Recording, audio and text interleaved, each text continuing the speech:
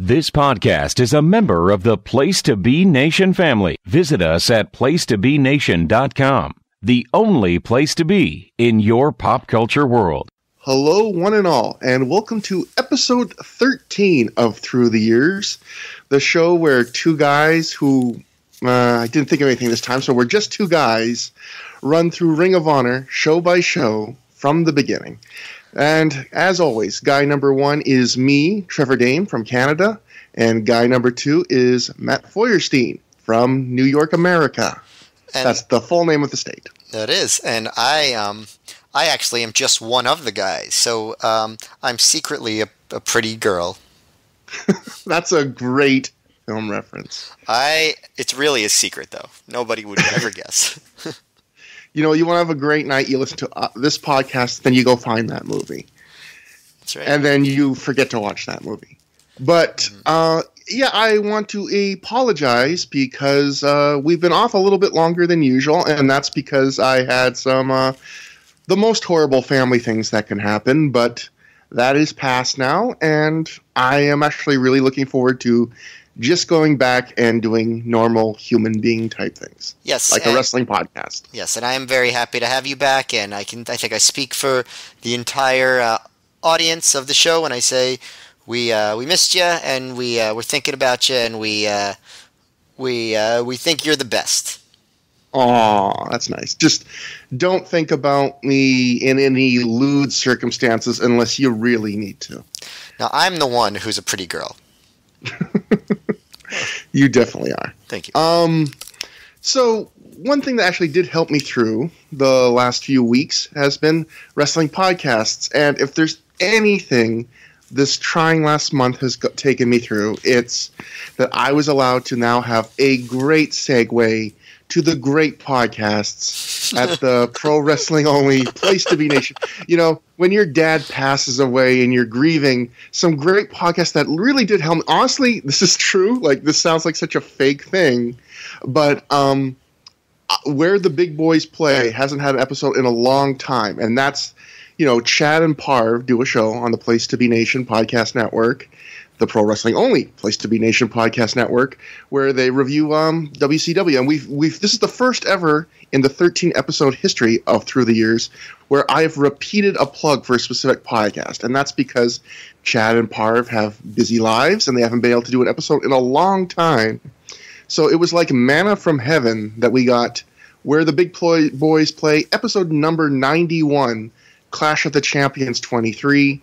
And that was something that really got me through a tough day, especially when, if I remember correctly, Parv kept asking Chad if he had seen the Holyfield fight, and then me listening and Chad on the podcast realized at the same time he was talking about the Floyd Mayweather, Conor McGregor boxing fight. So that gave me a big laugh when I needed it. And the one other show I'd like to plug from the network is the Place to Be podcast 468, which is their 7th annual Halloween Spooktacular. That was a podcast where they had a bunch of people on doing quick little short segments, and me and Matt were invited on, but we were just busy and I was going through stuff, so I apologize that we couldn't appear on, but it's like the Whitman sampler of podcasts, so you get to try out a lot of different hosts very quickly, so I think that's something people should listen to. And none of the hosts had, like, weird raspberry nougat in them, so it was better than the Whitman sampler. I am actually, Matt, this is probably going to end the podcast. I am the guy who eats all the raspberries. Oh, all right. Hey. I am beloved at parties. Well, I hope everybody is excited for the last episode of Through the... Tune in next time when Joe Gagney and Matt will be running down 1-year anniversary show. But if anyone's getting kicked off the show, it's me. But I will. No. I do want to echo what you said about Where the Big Boys Play. It's very exciting to have it back. I would say, at least for me, it's the number one inspiration for this show. If we could do half as good a job as they do running down the history of WCW, I feel like we have done well. Yeah, when Matt started he came up with the idea for the show and asked if I wanted to do it. I think you literally said something to the effect of, what if we try to do something similar to Where the Big Boys Play, but with Ring of Honor? So definitely one of like the forefathers of the guys review a wrestling company show by show, like one of the best, one of the early ones, and it's so good. Like, even if they only do one episode every 6 months, as long as they keep doing them, I'm a happy camper. Yes. But so now going to the news between the last show and this show, we actually have almost none because Final Battle, our last show in 2002, was December 28th, and Revenge on the Prophecy, tonight's show, is only 2 weeks earlier. 2 weeks later. So there's really only one news bit, which I thought is only tangentially related to Ring of Honor, but I thought it was interesting, which was Dave writes in The Observer, jobbing on the Velocity tapings were Bryan Danielson and Ring of Honor champ Xavier. Very few people had a clue who they were, and people were more on Dragon for his white trunks, chanting tighty whitey at him. I guess you can't turn them down, but once you've established a bit of a name, I don't think you do yourself any favors being pegged as a Velocity jobber. So I looked it up, and indeed, Xavier lost to Chuck Palumbo on Velocity, and Bryan Danielson wrestled a guy named Jamie Noble on the same episode of Velocity. I don't think he'd ever wrestle him again, would he? Certainly not in Ring of Honor to win the Ring of Honor title. But it was interesting. I did go back and watch these. These matches are both available on YouTube. You can find them very easily. The crowd did really get on Danielson, chanting tighty whitey pretty loud, which is kind of a surreal experience when you know what he's going to become into WWE years and years later. Yeah, I was thinking it's so funny to think about, these two guys, and all they are just like, they're just total jobbers on Velocity, and now look at Xavier now. And the funny thing was, if for people that want to go back, not that, I wrote this on Twitter a few days ago that this is extra credit homework, it's optional. But if you watch Xavier and Chuck Palumbo, Palumbo gives Xavier a surprising amount. He lets Xavier hit a lot of his signature offense near the end, and Palumbo almost wins just kind of some, I think like a weird ref miscommunication lets Palumbo hit one move and get the pin. And the Noble Danielson match is more of a 50-50, a lot of technical wrestling. I think it's a couple minutes longer, and they kind of get the crowd to buy into a couple spots near the end. But as far as Dave saying you shouldn't get pegged as a Velocity jobber, I know what he means, but obviously with Danielson doing one or two, we'll see in the future of this year. You mentioned to me, reminded me that there's a really good Danielson-Cena Velocity match coming up. Yeah. I'd say Danielson obviously overcame it, so did many people over the years, but it was many, many, many years later before Danielson got back into WWE. So it's not like it was a quick turnaround. Yeah, they let it settle for a while. Yeah. But also it's interesting in that I guess we're not quite in the Ring of Honor stage yet where the champions would be very protective about wins and losses, because when Samoa Joe was in the meat of his ROH title reign, it'll be a big deal if Joe does anything like any big losses on the indies while he's the champ, where the champ starts to protect themselves more. They just, they don't lose clean off and outside of Ring of Honor, where, here you have the Ring of Honor champion jobbing to Chuck Palumbo on Velocity, which, you can't turn down that opportunity, I guess, but yeah. They haven't quite got to that. I guess Ring of Honor doesn't maybe have that level of clout yet where they can say, well, maybe you shouldn't be doing this right now. Well, just wait till a few months later when we get to the debut of Paul London in WWE. And finally, the thing we'll get to now, well, not finally, that was the only story we had non-show, is Revenge on the Prophecy, which took place January 11th, 2003 in West Mifflin, Pennsylvania, to a crowd of 300 people. So it's my favorite Mifflin. You don't like East Mifflin? No. I'm from South Mifflin, Southwest Mifflin. Forget it. But I guess the couple interesting things about this would be, one, 300 is easily the lowest crowd Ring of Honor's done in its short history so far. And also, other than being the first show of 2003, I guess the other big noteworthy thing would be This is the first show they've ever done outside of just outside of Boston or Philadelphia. The first 12 shows were done 10 in Philly and 2 outside of Boston, and then they tried to do Night of the Butcher in Hamburg, Pennsylvania, which is only about, I think, 4 hours away from West Mifflin. West Mifflin's like 4 hours to the west and closer to the Ohio border. But it's interesting that Dave always talks about, at this time, and I don't know if he's right, looking back we can argue, but how he keeps saying this talking point over and over where Ring of Honor is budgeted to break even if they do like 400 and change live attendance.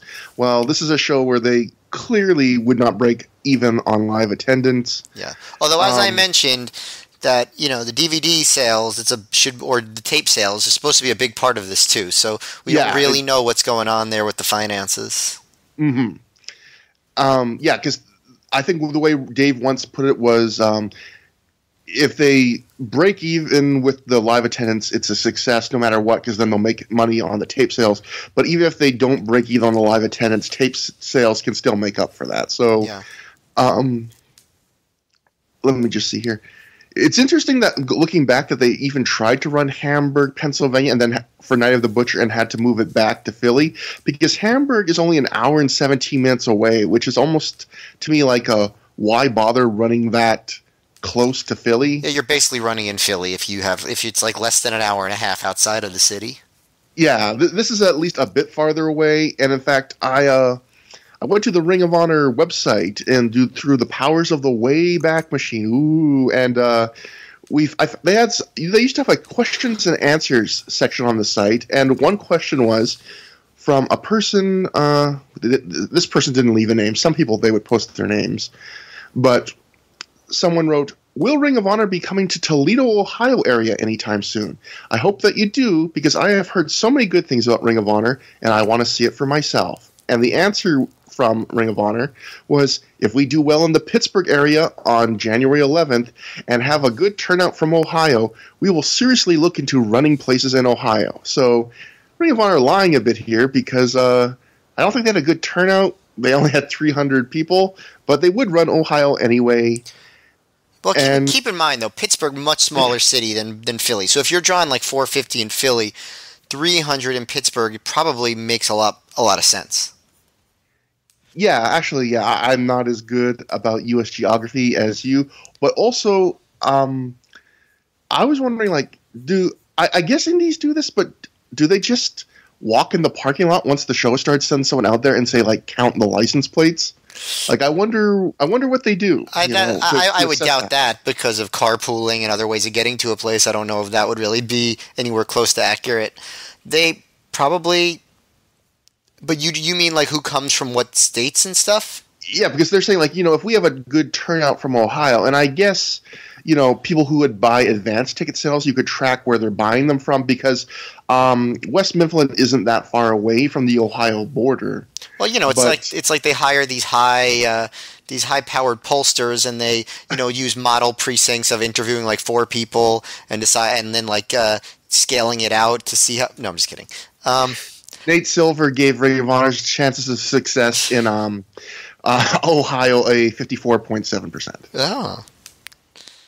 Well, but that means that there's a 40, just like we learned last year, that means there's a 46% chance of failure, and that is significant.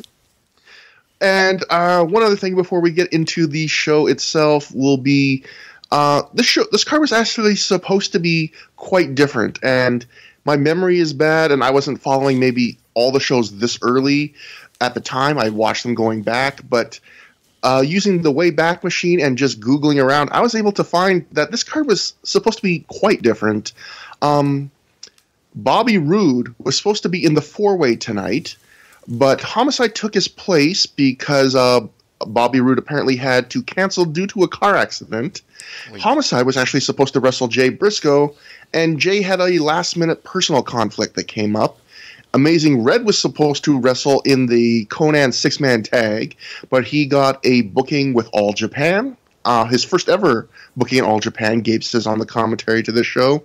And Doug Williams was supposed to wrestle, but for some reason was replaced with Samoa Joe. So quite a different card on this show. Yeah, I would have to say Doug Williams is awesome. But in terms of star power, even at this point, I feel like Samoa Joe is an upgrade. Yeah, I think so too, especially since they were kind of setting up Danielson Joe at Final Battle with them being, kind of snarly to each other right from the get-go and stuff like that. So was this supposed to be the 2 out of 3 falls match that they were talking about at the end of the Scramble Madness show? I couldn't find that, but I bet that was the case, especially when Danielson and Joe will have an immediate rematch from this show on the very next show. So I'm betting Gabe's plan was Doug and Bryan blow off their mini rivalry here, and then Danielson has the match with Joe on the next show. So instead, if Doug can't make it, how about we just run Danielson Joe twice? Yeah, that makes sense. Yeah, but so we're here not to review the card that could have been. We're here to review the card that was. So, actually, one more thing before I get to the show. I want to read. I want to talk about the crowd for a second, about one other way, because Dave wrote about this show. He wrote from the live reports. It was the smallest crowd in the history of the promotion, but also described by the promotion as the best reacting crowd, in that they were totally Japanese-oriented. At times they would be so quiet that you could hear people whisper, but they reacted well to everything and weren't knocking every missed spot. It was said to have been an excellent show that those who were there really enjoyed. In matches with missed spots, the crowd was polite and would pop when they got the match back. So, Matt, do you agree with that assessment? No. I mean, they definitely were not an asshole crowd. I didn't hear any catcalling or, insults to the wrestlers, which is a very big plus, because I hate that. I just feel like it ruins everything for everyone. But they also, I didn't notice that they were sat in rapt attention quiet. I thought they were quiet when things were boring, and they were, reacting when things were good, and I think that, makes sense, and they were a good crowd, but I don't think they were very Japanese or anything like that. Very Japanese oriented. We are still. I mean, we're at that point kind of now, but we're still at this, especially at the point here where a lot of times Gabe or Dave will praise crowds or fans as being like Japanese fans. That's the highest praise you can give them. Also, they're so respectful. They're like Japanese fans. Also, it never. In modern times, Japanese fans don't really fit that stereotype anyway, of the quiet applause. I mean, maybe I'm just so used to seeing it in the US now, but they don't feel that different from American crowds nowadays. Other than maybe, they don't do the the negativity stuff the way maybe some Northeast American crowds do. But I don't know. I don't see it's not like they're all in suits and politely applauding. They go nuts just like American crowds go nuts. Last night in New Japan, Chris Jericho revealed that they had the Chris Jericho versus Kenny Omega reveal, and I watched the clip of that, and the crowd starts chanting Y2J, just like an American crowd after Chris Jericho's little promo. So, yeah, the gulf is closed about how different I think crowds react. Yeah. But it is, I guess, a sign of a different time in the sense of I feel like today's crowds aren't as hard as wrestlers when they screw things up, where here, at this point, it was still, big enough deal that, Ring of Honor notes it to Dave. They didn't shit on the wrestlers when they screwed up a spot. They forgave them, where I feel like nowadays you never hear a "you fucked up" chant at a place like PWG. But back in 2003, it was still a big deal, just that a crowd wasn't an asshole to you when you screwed up a move. Although I will say shows in the Northeast US, whether it's ROH or WWE in particular, you still get that a lot. I remember SummerSlam 2016 was partially ruined for me. I was at it because of how shitty the crowd reacted, because they didn't like the way the new Universal title belt looked. And they ruined the entire match between Finn Balor and Seth Rollins just because they didn't like the belt. It's just like people looking for reasons to boo. I hate that. And it still happens, and it's annoying. And I think it's kind of particular to these like New York, Philly crowds. And also, I guess you could put in the post-WrestleMania crowds, which are often there to kind of try and make themselves the star of the show and entertain themselves and have a good time, even if that is often tangentially related only to what's going on in the ring. You know, they'll bring the beach ball, they'll chant their memes, and, you know, that's a very divisive thing. Some people think that's cool for once a year. Some people absolutely hate that crowd, but yeah, I would say it's less mean-spirited, but there are still crowds today that, like the examples you just pointed out, are still more. If for some reason something irks them, they will just completely derail a match to entertain themselves. I will say this: WWE crowds now are more gender diverse than they used to be. You know, you'll get more like women who are earnestly there as fans, and that helps a lot. You know, just that toxic masculine energy is kind of undercut a little bit, and I think that's nice, and I think that's one thing that's helped wrestling crowds in the past 15 years. That's really interesting. It's not like it's a huge difference, but you know, it's not like it's overwhelmingly women now, but it's definitely more. I haven't been to a WWE live event in so long that, like, I don't even have a comparison, but I've definitely heard about the demos, and I know you've been to a lot more live wrestling than me, so I trust your opinion, Matt. But yeah, I don't want to overstate it, but it's there. Yeah. No, absolutely. That's a good point. And now we will start the show now. No more false starts. No more half measures, Walt. We're going to start off with something new, actually, which is we're getting a clip from the last show to start this show. At least on my DVD, I think my thing may have shown the matches in a different order than a lot of people. We were talking about this before offline. Some reviews had it in the order I watched. A lot more seem to have it in the order you saw it in. But my DVD was probably about only like 2:43 or something like that, compared to most of these shows come right up to the 3 hour or close to it. Yeah, it was a little bit shorter overall. Like, so yeah, that part is not just you.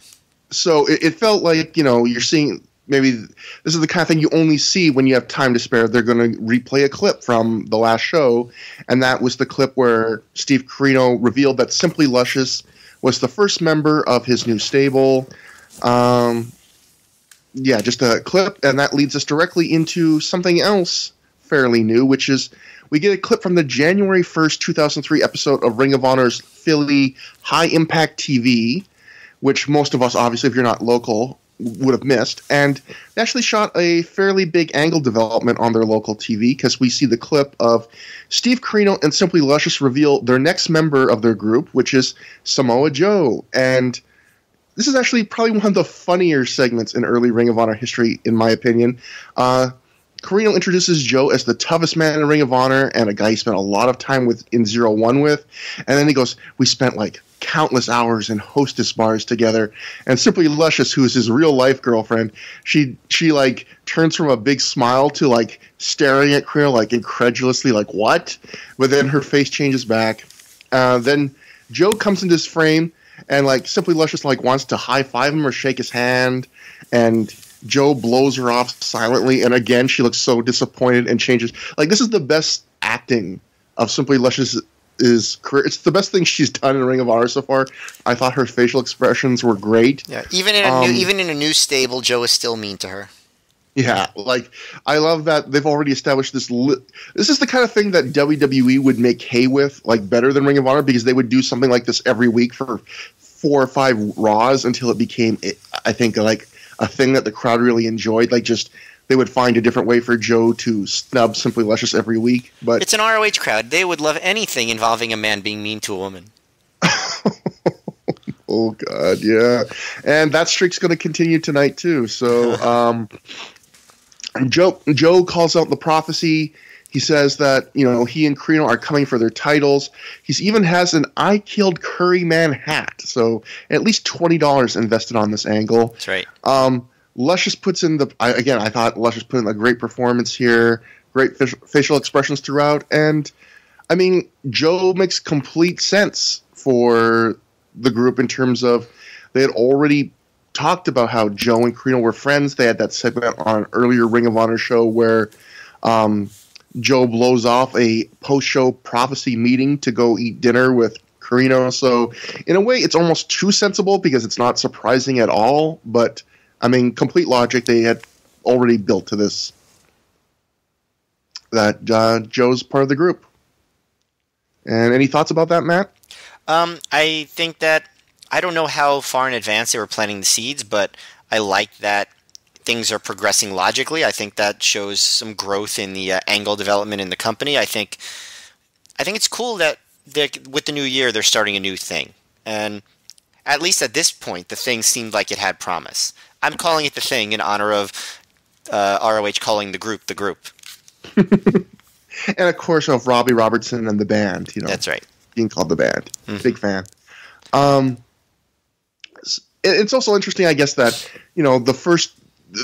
Credo starts a group to take on the Prophecy, and the first thing he does is take 2 members of the Prophecy. So basically, he takes like 1 more member, and he's already killed the Prophecy. Yeah. I mean, that's a pretty good way to destroy a stable. That's right. And then we have a segment from the next week's episode of High Impact TV. So it's it's interesting to me that Ring of Honor was having this existential crisis with the show through The Observer, where it seems like every month they were like, well, should we keep the show? Should we not keep the show? But yet they're shooting, some fairly big, like, angle developments on a couple of these episodes to start the year. But then also just re-airing them on the DVDs anyway, so. Yeah. So we get a clip from the January 8th episode. It's Carino, Joe, and Luscious are backstage at a show. They find the Prophecy backstage. They snub Ace Steel on the way to finding the Prophecy. Christopher Daniels wants to know what's up with Carino forming a group to go after all the Prophecy's titles. He's miffed that Luscious, he's West miffed that Luscious jumped gonna make the same pun. I beat you to it. Finally, I beat you to a pun. But he's Carino's okay with Luscious leaving though, because he introduces his own new stable member, Steve Carino's sister, Allison Danger. Although this was hinted at a lot in the last couple shows, I think this is the first time they outright mentioned on a Ring of Honor release that, Allison Danger is Steve Carino's sister.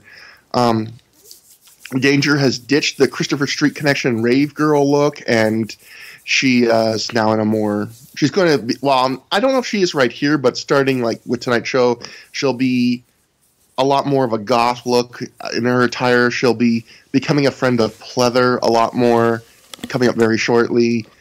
A friend of pleather. I like that. A friend. That's a good turn of phrase. Danger... let me just... I'm trying to find where I was in my notes. She says that when the Christopher Street Connection got hurt, that Ring of Honor abandoned her and told her to stay home. Danger then tells Luscious that when she was in the Prophecy, it was all business, but now it doesn't have to be. So she's kind of flirting with Chris Daniels. And Daniels responds to this, and I quote, "Ha ha ha." So that is like the most just like awkward, like I'm actually married. Like Daniels has always been very good at like not leaning too much into like whatever like thing he has with woman performers in any wrestling promotion, because I guess he must just really love his wife. Yeah, it's the acting. It's Carino being not Carino, but Daniels being stilted in a way he usually isn't. Just a hitch of awkwardness to it where, yeah, he's being a good husband. He doesn't want to act like, he's not going to be Steve Carino lecherous like Carino was often in 2002. Carino is pissed. He tells the Prophecy to shine up the belts for him. Both guys do that thing again where they dare each other to throw the first punch to start the war. They get pulled away by their respective stables, and that's the segment. And that's going to be all of Carino's impact on this show because he was not. I guess he was in Japan. Yeah, but, this was all clearly filmed at Final Battle. Yeah, and they're just segments to keep the feud percolating, even though Carino can't really be there, and there's not really going to be any other development of that feud tonight, except for one little segment coming up. But. Then in the ring, we get Jeff Gorman. Poor Jeff. We still miss him. He's not announcing anymore. It's tragic, but I was so excited to see him there. And he's always so like there's just a bit of spring in his step, even vocally. Yeah. He's just so happy to be there, and he's getting to do the ring announcing tonight. And he does a good job at that too. Yes, he does. And Jeff introduces the show. He's in the process of doing that in the ring when those rascals in Special K come out. Deranged gets on the mic and he acts all high. He thinks they're in a different city than they're actually in. They do a pretty good job of acting high, I have to say. Like their acting is not bad. But it's over the top, but it's meant to be over the top. Special K's like a really fun gimmick. I've heard some people recently, I forget who said it, but that Special K was Gabe's finest hour. That might have been J.R. Goldberg on a podcast, but I don't know if that's slightly overstated, but it's and I might be misquoting him too, but I just have a vague recollection of someone really praising it. Like it's maybe just his best gimmick idea. It's a really fun gimmick. They say that they're here to show Ring of Honor what they're all about. Special K, not J.R. Goldberg. Drugs and partying. He says that's what Ring of Honor is all about. Deranged says that Ring of Honor stands for really cool house parties. One of my favorite lines. Deranged asks for Special K's music. Everyone begins to dance like a spaz until the Hit Squad and the SAT run in and destroy them. They go as far as to pull out both the Spanish Fly and the Burning Hammer. Deranged gets powerbombed into a mass of Special K members on the outside. Luckily, Slugger is there to catch him and carry him to the back. Mafia gets on the mic and he cuts one of his typical rah-rah welcome to Ring of Honor promos. And that's basically it for the segment. I thought the Special K stuff was fun. I felt like the Hit Squad stuff was kind of a throwback in a bad way to the first Ring of Honor shows, where the Hit Squad, again, for some reason, the Ring of Honor kind of books them to be this Tommy Dreamer-esque face of the company and voice of the company. And they're doing the same thing they did to start Ring of Honor's history, which is you bring out this big comical gimmick, you have the Hit Squad destroy them, and then the Hit Squad say, that's not what Ring of Honor is about, this is Ring of Honor. Except, just like the Christopher Street connection, Special K is very much part of Ring of Honor, show after show. They're a regular booked act that gets quite a lot of backstage time on some shows. Yeah, so this was literally the first segment of Ring of Honor redone in a much, much less offensive way. Not offensive at all, honestly. But yeah, I don't like the Hit Squad in that role. I thought we were past that, and I thought they were better once they got past that. But as far as these things go, not that bad considering how much more offensive the original version of all this was. Yeah, there's no insensitive comments here about drug addicts, really. There's not like,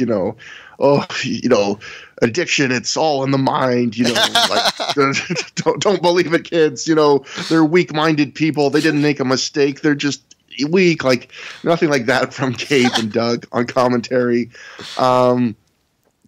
No, it's just weird because Gabe on that Kevin Steen shoot interview where Kevin was interviewing him on the Kevin Steen show, Gabe said that Christopher Street connection segment was one of his that opened the first Ring of Honor show was one of his biggest mistakes or regrets from his booking tenure in Ring of Honor. Yet again, while this isn't the homophobic part, like you said, it's still basically the gist of the segment is the same. Like a year later. At this point, I don't think Gabe thinks it's a mistake because he thinks this is a perfect way to introduce Ring of Honor to a new crowd. This is the first thing they would have seen, this crowd. They didn't see any of the pre-filmed segments. So this is the way you introduce it. You have some comical gimmick come out. You have the Hit Squad beat them up and say, "Are you ready to see the stiffest, most fucking hard-hitting action in the game?" And Gabe thinks that's a good idea at this point. Are you sure that Gabe's beef with the original segment wasn't just the homophobia?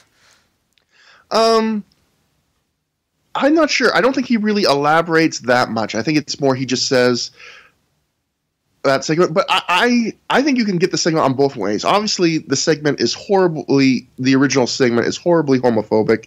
But by the same token, I think it's just if you remove the homophobia, again, like this segment is that segment without the homophobia, it's still not a great way, I don't think, to introduce fans. I mean, we're probably spending too much time talking about it, but it wasn't terrible. It was just, it's weird to see them literally go back to that well. I will say I liked it better because Special K did a good job being entertaining.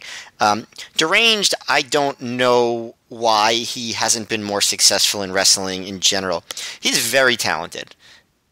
he has a confidence to him that a lot of other guys at this stage don't have. Like the way he, not even the way he carries himself might be not the best phrase, but like there's just, his charisma shines through, and it just, he feels like a performer in the best sense of the word. Yeah, he's really good. And like I said, after maybe 2006, 2007, he kind of disappeared from at least any kind of real spotlight. I wouldn't have guessed that based on seeing. I would have guessed he would be like a breakout guy, like in the Jack Evans mold, where he would, continue to come into his own as an individual performer. I don't know. I don't know what happened. Maybe he just never grew, but I think I'm very impressed with Deranged right from his first appearance. Definitely one of the bigger surprises on the rewatch is realizing how much of a MVP he was to that group at the start. Yeah. Like carrying the personality a load, especially, Joey Matthews did on that first show or two, but, now he's not going to be on every show, and Deranged is, and he really carries the weight in that sense. I agree. Next, we get a brief clip of Allison Danger getting into a fight with Simply Luscious in the building before the show. Danger calls Luscious Veronica, her shoot name. Ooh, it's real now, folks.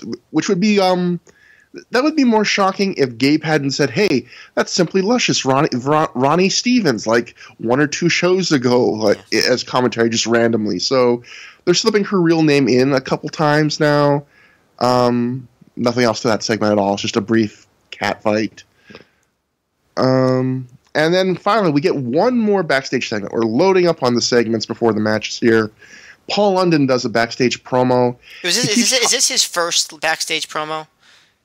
It might be. He's been in backstage segments just as part of the gang of Rudy Boy's kids, his grumpy kids who don't appreciate him. But this might be his first individual backstage promo. I'm not sure. My memory is awful. But Paul keeps talking about how there's a special vibe tonight because this is Ring of Honor's first show in a new market. He talks about his 4-way match tonight, and he says he needs to win to advance in Ring of Honor's new top 5 rankings, which is the first mention of that. He points out that the 4 men in the match have never been together in the ring before. This promo wasn't absolutely terrible, but it's funny to see what a far cry this Paul London is from the charismatic space case Paul London would become in a few years. Yeah, it's definitely at this point the one thing he doesn't do well is cut promos.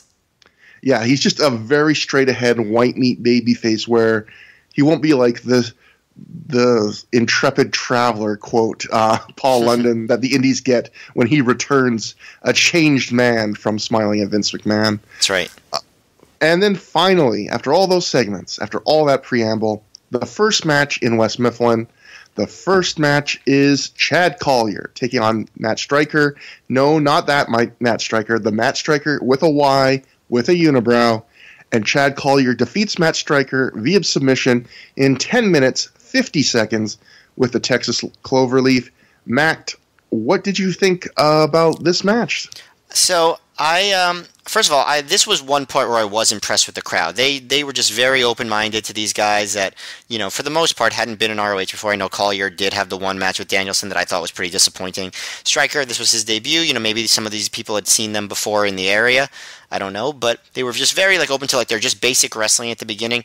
I thought the announcers hyped it up a little too much early. I thought they acted like this match was good before it actually got good. But I thought it did get good. You could say, Striker, for a while, he was doing a really good job selling his leg. Then when he finally made his comeback at the end, he stopped selling his leg, which is, I'm not super picky about, but when you're doing such a good job of it, it is weird that you stop doing it. But there were, good near falls. The wrestling was good. They're both good wrestlers. I thought it was funny. During the match when Gabe said, in 8 months these two are going to be main eventing, because it's no. Although I think Striker does get one ROH title match against Samoa Joe in 2004. Yeah. But that's about it. Collier I don't think ever gets a main event. But they, this was among the higher end of their stuff in ROH. They both probably didn't get much past this level of match in their time in ROH, but it was a good match. It's a good, solid match that I thought the announcers hyped too soon. They acted like it was good before it actually got good, but then it did. So I was pretty happy with it as an opener. I agree. I especially agree about what you said about the crowd. This is a match where, like, when I read the Observer quote, what Ring of Honor said about the Japanese style crowd, I was like guffawing in my head to myself before I watched this show. But when I watched this match, they, like you said, they watched intently for the parts that weren't exciting, and as soon as something was good that was worthy of being like loudly reacted to, they were very generous, very quick to react and clap. I think they actually gave them like a halfway standing ovation after the match. At least some people left their seats to clap. So I thought they were very this was an enjoyable match, but I thought they were very generous to it. They were happy to see wrestling. They were just excited it went anywhere. I thought this match, at first, it felt a little bland. A lot of this match was super pedestrian, like surprisingly basic offense, even for a 2003 indie show. Just clotheslines, backdrops, lots of simple chain wrestling. But I also felt like they always kept the match moving. And then, they build up to a few bigger spots near the end. Stryker does a nice K-Brada. Collier hits a big power bomb.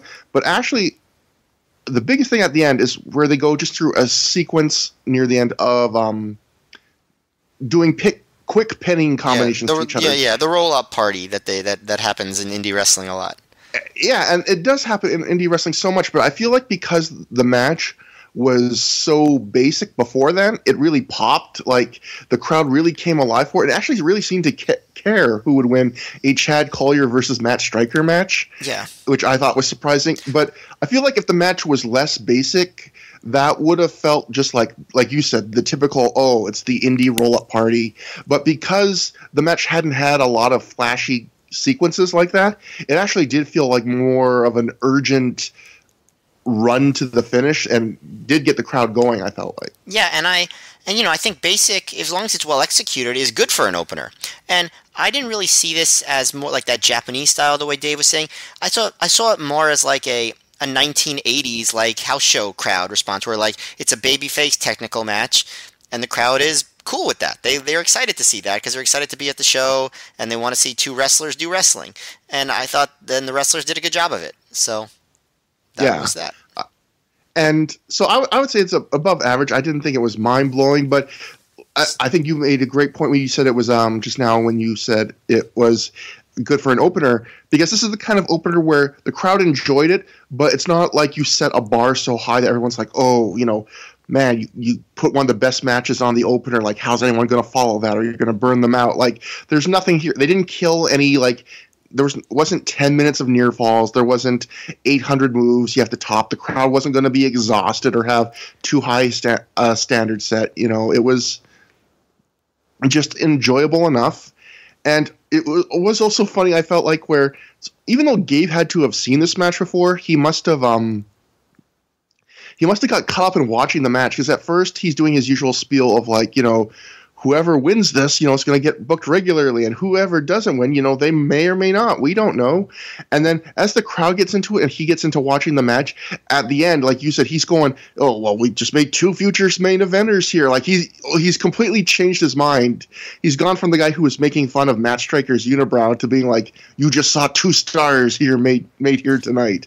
So it's funny to see him get caught up like that. But it's also cool to see like two guys really impress the booker, and like that they did a good job. They did their jobs because the person who makes the decisions loves them. Yeah, that is one of the fun parts of Gabe on commentary, is you can tell sometimes when he really likes something, and it's a window into the booker's mind that you wouldn't get if he wasn't an announcer. Sometimes it's a false alarm, like Jeremy Lopez. Yeah, that was a false alarm told to Dave even. So yeah. And next we got something. Actually, I put here in the notes. This wasn't on the show, but they had a match that they didn't put on the DVD, and that was Super Hentai versus Mega. I know at least Super Hentai was a local guy for IWC in Pittsburgh. It's quite a name. And yeah, Super Hentai. I always love that name, or not love that. Not for personal reasons. No, it's just it's funny. It's a funny name. But you're good. I got this from a Doug Bletcher at live report at PW Insider. I just like this bit he said about the match. He says, "This was quite funny.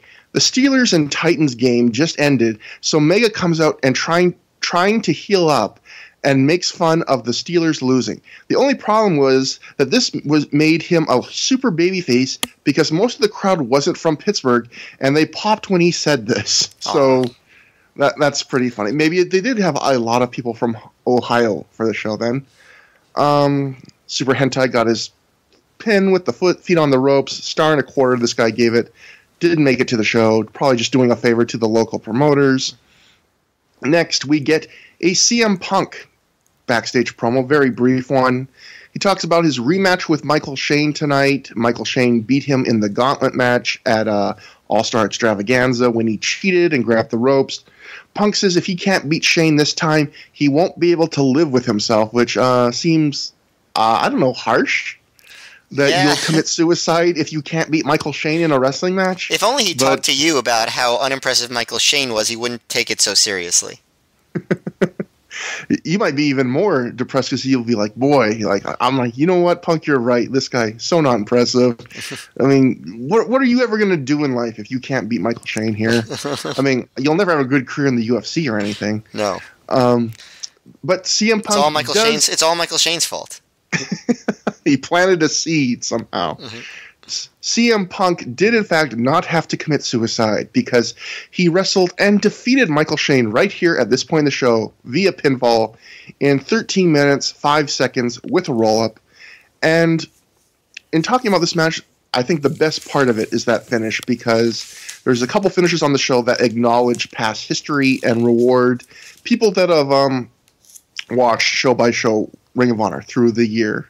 Also, I just have to point out, 2003, finally this podcast's title is not a lie, because we are in a second year. Now, the S on Through the Years is not a lie. We are in year 2, so finally we can be honest with all of you. We're through the years, not through the year. We've just been big old liars for the past 6 months. It's terrible. I can finally exhale all these months I've been holding my breath. But no, this is one of those matches where they reward you for following, and Gabe calls it out too, where the finish of the match is, near the finish of the match, Michael Shane rolls Punk up and he grabs the ropes again, but this time the ref notices and, kicks Shane's arm away, and then Punk gets the win quickly with a roll-up of his own. So, and Gabe is good on commentary to point all of this out, that hey, this is playoff history. That's how Punk wins. And in winning, Punk started off losing to Michael Shane, losing to Colt Cabana. He beats Colt Cabana. He beats Michael Shane. So 2-2, even Steven now. But as terms of a match itself, this was average. And I felt like in some ways it showed both guys' worst aspects. Michael Shane continues to think that the key to being a good heel is just doing headlocks in every match. He does 2 in short order in the middle of this match. He's not horrible. He's mechanically pretty polished. There's something about him that ever since the Paul London match at Unscripted that was great. There was like a switch. Punk, meanwhile, I'm going to be a broken record here with Punk on some of these early shows, but he's not a natural athlete. And on matches like this, where you don't have a lot to chew on other than just the moves, there are points where, even when Punk doesn't botch stuff, there's stuff where it looks like he's just giving every inch of himself just to make moves happen. There's like a neck bridging spot Punk does where he has to do it twice, and that's the kind of spot that Bryan Danielson would do probably while eating a bowl of cereal in the morning. He would do neck bridges just for fun, but with Punk, you can tell it's like he just barely can pull it off because, Punk's not a natural athlete. I was happy to see him get it, though, when he fouled that first time. Yeah, it was a nice point. I also remembered watching this match that Punk is the most obvious spot caller this side of John Cena. You don't hear it, but he is always, I remember this stage of Punk's career, like leaning in really obviously into a guy's ear, his mouth right up against it, then pulling away after like 5 seconds, and then instantly they go do a spot. And it's like, it's the most obvious spot calling. Punk was not good about making it subtle. you could always tell when Punk was just like having a conversation with a wrestler, just leaning in and talking to him. I know, like in the Punk Joe shoot interview, they talk about how like they would talk about how the match was going during some of their famous matches. And let me tell you, when you watch Punk, you can tell when they're having a conversation. But the match itself wasn't terrible. It was just a standard match. And again, I felt like it did show off that each guy's kind of worst aspects, and neither guy is a horrible wrestler. Obviously, Punk's a great wrestler, but between the bit of the roughness and Michael Shane just being a very bland heel, it was just middle of the road for me.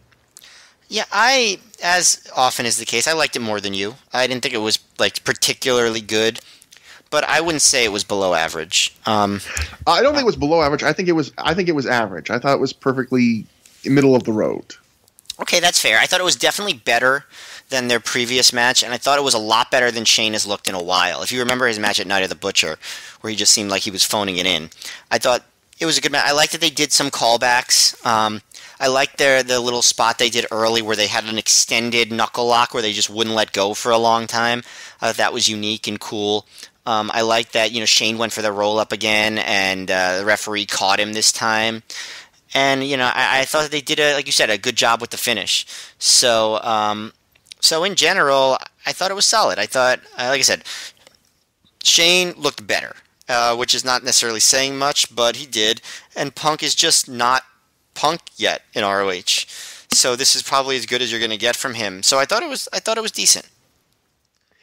And again, yeah, I thought it was perfectly average. I guess like you said, Punk's not Punk yet, and he's still a face, and he's still not having a lot to do, which is going to very quickly change. But there was a couple moves I did like in the match. I thought the knuckle lock, like you said, was good. I liked that Punk was headbutting Shane's chest in the knuckle lock, and they worked it to the point where when Punk reverses the knuckle lock, like the crowd pops pretty big for it. Which when you get that kind of reaction from a knuckle lock exchange, you're doing something right. And I did think there was a cool moment where Shane was going for a tornado DDT off the corner turnbuckle, and Punk caught him mid-motion and hit a power slam. And that actually looked pretty good, too. I felt like, I would agree also that this match was better than their first match at All-Star Extravaganza. So I guess maybe just because I had a lower opinion of that match, even though we can agree that this is an improvement, I would still think it's a not as good match as you do. But I think we both agree about the basics of step up. It's not terrible. Yeah, I think that's fair. Yeah. Next we've got this is actually one of the more interesting matches on the show in some respects. Divine Storm of Chris Divine and Quiet Storm teaming with Conan, and they're scored to the ring by Chris Divine's girlfriend Trinity, taking on and defeating Ghost Shadow and the SAT of Joel and Jose Maximo in 16 minutes 35 seconds when Conan made Ghost Shadow submit to the Tequila Sunrise. As I mentioned earlier, Ghost Shadow was a substitution. It was supposed to be Amazing Red in the SAT, but Red got called to his first ever tour of All Japan. So instead we get Ghost Shadow. Matt, this is the Conan's second chance in Ring of Honor, but the first one we actually get to see because his first two matches in Ring of Honor, the mini gauntlet he had at Final Battle with Divine Storm, was received so poorly it was edited off the DVD. This was not edited off the DVD. So what did you think about Conan and this match as a whole? Well, when it started, I sort of had some hope for it. I thought that the mat wrestling that was being done early with Ghost Shadow, the crowd liked it. Then Conan came in, and the crowd sort of gave him a shot. And remember when you were talking about how Conan was the laziest wrestler, and you were talking about clips from WCW in 1996? Yeah. So if you look at Conan's face when he does anything in this match, it's like he is hypnotized. He's just like, he is so going through the motions. Like, it's not like everything he does is terrible, but it's done with so little oomph. And it's like almost like, what the hell did you even bother with this for? I don't know how to explain it. And then, I think watching it, the SAT and Divine Storm both seem like they have improved a lot since their early scramble matches at the first couple ROH shows 11 months prior. But I feel like the match construction is bad, and Conan just is so uninterested that it just keeps going on and on and on. Like, there's a moment, like about maybe halfway through the match or two-thirds of the way through the match, where Quiet Storm does almost like a Hulk up thing with Joel, and they have this big fight, and it's like, okay, that should be the end. But then, like, it keeps going, and I think at that point the match pushes past its peak, and just the crowd gets quiet. And, like, this is a point where it's like they're quiet, but it's not like they're quiet because they're attentive and respectful. They're quiet because the match has gone on too long, and it's boring now.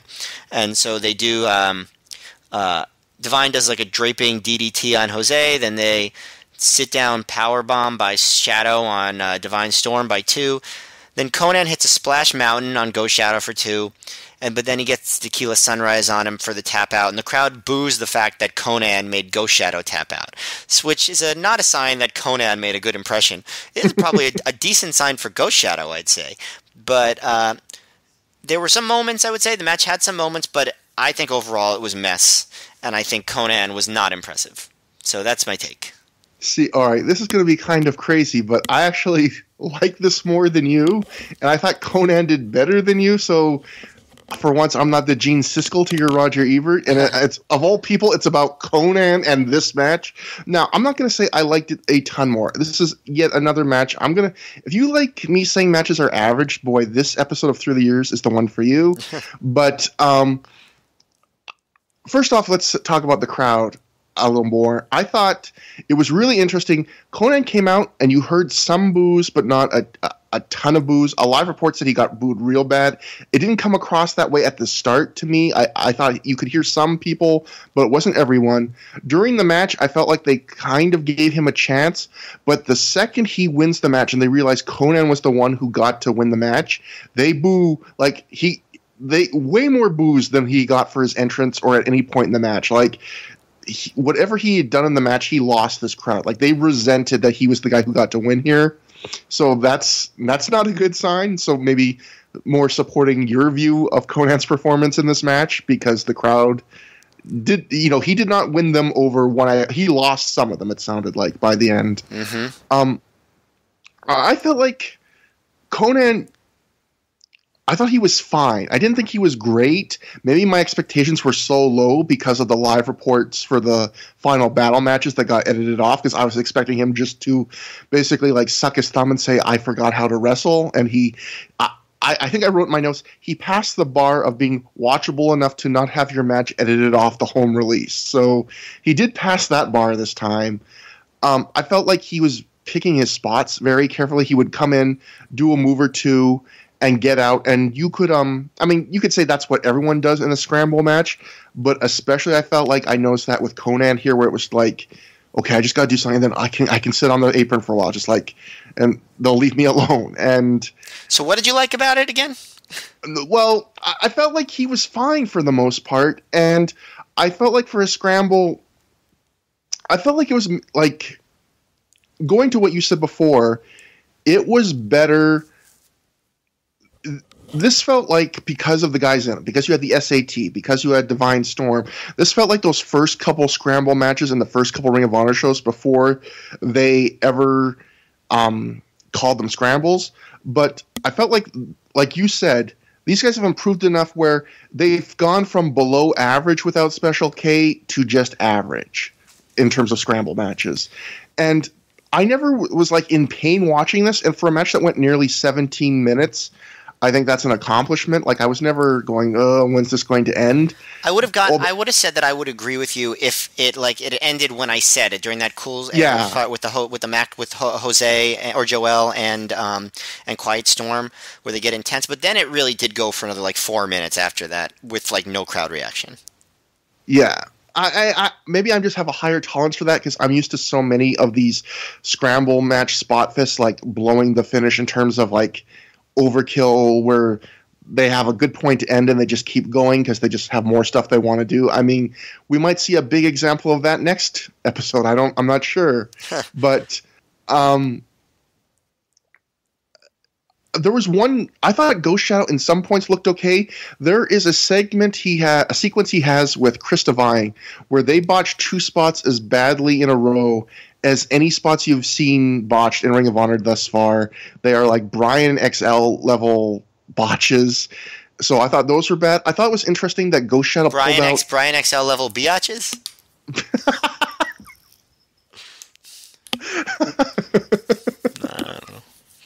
I try. You try successfully, my friend. Thank you. But Ghost Shadow actually does the Muscle Buster here, which I thought was interesting because Jay Briscoe hit the Muscle Buster on the first Ring of Honor match that wasn't a Christopher Street Connection impromptu squash. And I thought that was interesting because on a shoot interview, Samoa Joe said he came up with the Muscle Buster watching an anime and saying, I saw that move in an anime and I thought I could do that. Maybe it was that hentai guy that did it. And Ghost Shadow copied him and also Samoa Joe. But it's interesting that we've seen Jay Briscoe and Ghost Shadow now do the Muscle Buster in Ring of Honor. When Joe uncorks that move for the first time, he will be at best the third person to do the move in the promotion. So that I thought was pretty interesting. Gabe and Doug, I thought, were not good on commentary for this match. They kept saying stuff over and over, like how this was real lucha, even though there was one luchador out of the 6 guys in the match. They would say stuff like, am I watching Galavision? Am I in Mexico City right now, Doug? Like, oh my God, like this is real lucha. It's like these corn tortillas are so much fresher than you normally get in Pittsburgh. Am I sitting next to my grandmother on one side and my son on the other side? Because I feel like I'm in Arena, Mexico right now. My God, Doug. It was just like, oh my God. My eyes were rolling so far back. They came all the way around back to the regular. I mean, just, especially knowing that Gabe doesn't like lucha. Like that he booked Conan and he just starts going, man, this is real lucha, like authentic lucha. Like, no, Gabe. Yeah. Gabe, no. Come on. Like really not even close. And especially when, like, the look of, like, talking about how, they tried to put Conan over, but the look of talking about how this is authentic lucha, and then the luchador that's, like, a legendary luchador wins the match and gets booed by the crowd, like, the optics of that, like, is that what happens in Arena Mexico, Gabe? Like, when Conan was in his prime, he'd win matches and the crowd would boo the shit out of him? He was the early Roman Reigns. Maybe he kind of was, actually, when you think about it. It's funny. I would love to know, watching these matches, what was going through Conan's mind, because Conan, you could say a lot of things good and bad about Conan. He's always struck me, if you listen to him like talk to Dave Meltzer on podcasts, as a very savvy guy who kind of is in touch with what's going on, not just in wrestling, but in culture.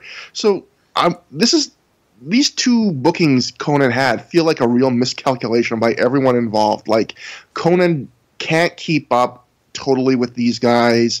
The crowd obviously was not happy to see him. They didn't even really give him a chance. And even when they did, they didn't like what they saw.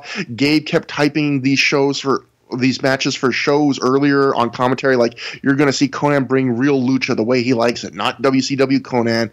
And it's weird to see a guy that's so in touch with wrestling to the point where today he still goes to PWG shows to scout guys for his Crash promotion, and yet everyone involved in him coming to Ring of Honor made like such a bad judgment about how this would work.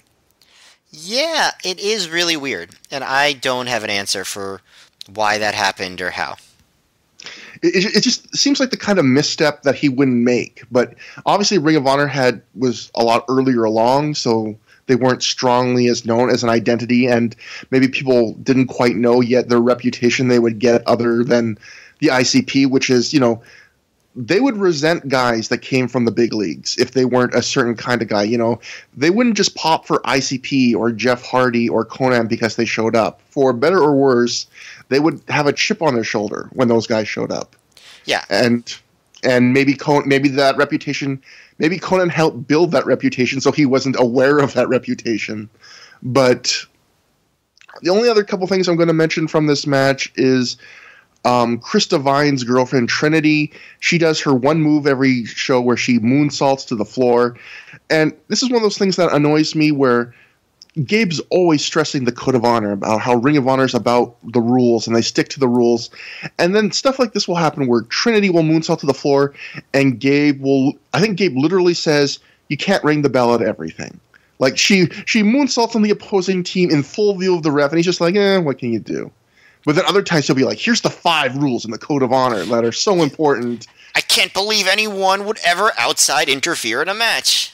Yeah, this isn't sports entertainment. And then you just got the randomly placed girl, second interfering in front of the referee. Yeah, it's not something I actually have thought of, but you're right. It's super hypocritical and annoying now that you bring it up. And the only other spot that I thought was really crazy, this match did kind of miss that Special K level of craziness and personality, but Jose Maximo, not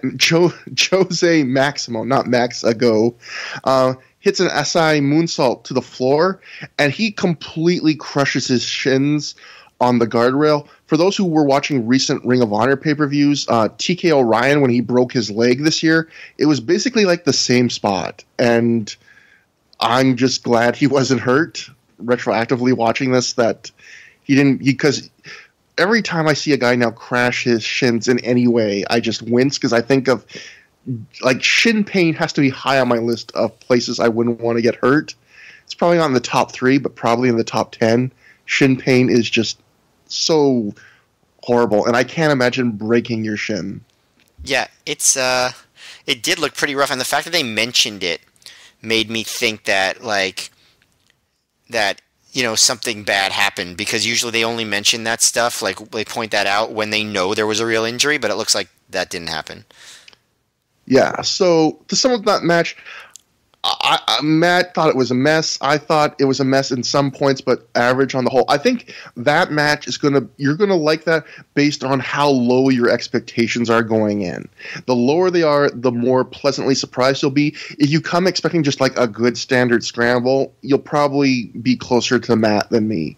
If you're really scared, like if you are aware of the reputation some of these matches of the era and Conan's short-lived mini run have, maybe you'll like it a bit more. But going to the next match, it's a no disqualification match. It's the Hit Squad, Mafia, and Monster Mac defeating the Carnage Crew of DeVito and Loke in 11 minutes 40 seconds, when the Hit Squad pinned both members of the Carnage Crew after they power bombed one through a table the other one was lying on, and they kind of just do a big dual pin where they're all basically in a giant pile.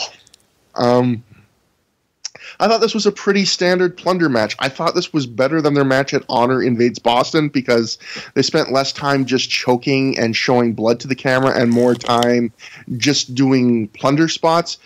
That said, this didn't feel like the end of a hate-fueled feud like Gabe kept trying to sell it. This just felt like they were checking things off of a plunder list. Like, okay, do we have a chair spot? Check. Ladder? Check. Table? Check. Full set of kitchenware? Check. Like a cowbell? Check. Are we all bleeding? Like, check. It just felt like they were going one after another of these are the things these kind of matches demand. Almost like more intense than a WWE hardcore match, but from the Attitude Era, but not that different in that it was just like less about the match and more like here's a bunch of things we can hit each other with. It's another match where there's a few matches on the show where they play off the history of things. So this match Gabe talks about how the feud started with a guy going through a table, and it's ending with them going through a table. And also he doesn't mention really, I don't think, but the biggest, most memorable moment of this feud was a match in the middle of the feud where the Carnage Crew spiked pile drive Mafia through a table. And so I guess the tables was kind of like a through line of these 3 matches they had, although it's hard to see that as like a real special like calling card when, tables are just going to be common in these matches to begin with. Again, an average brawl.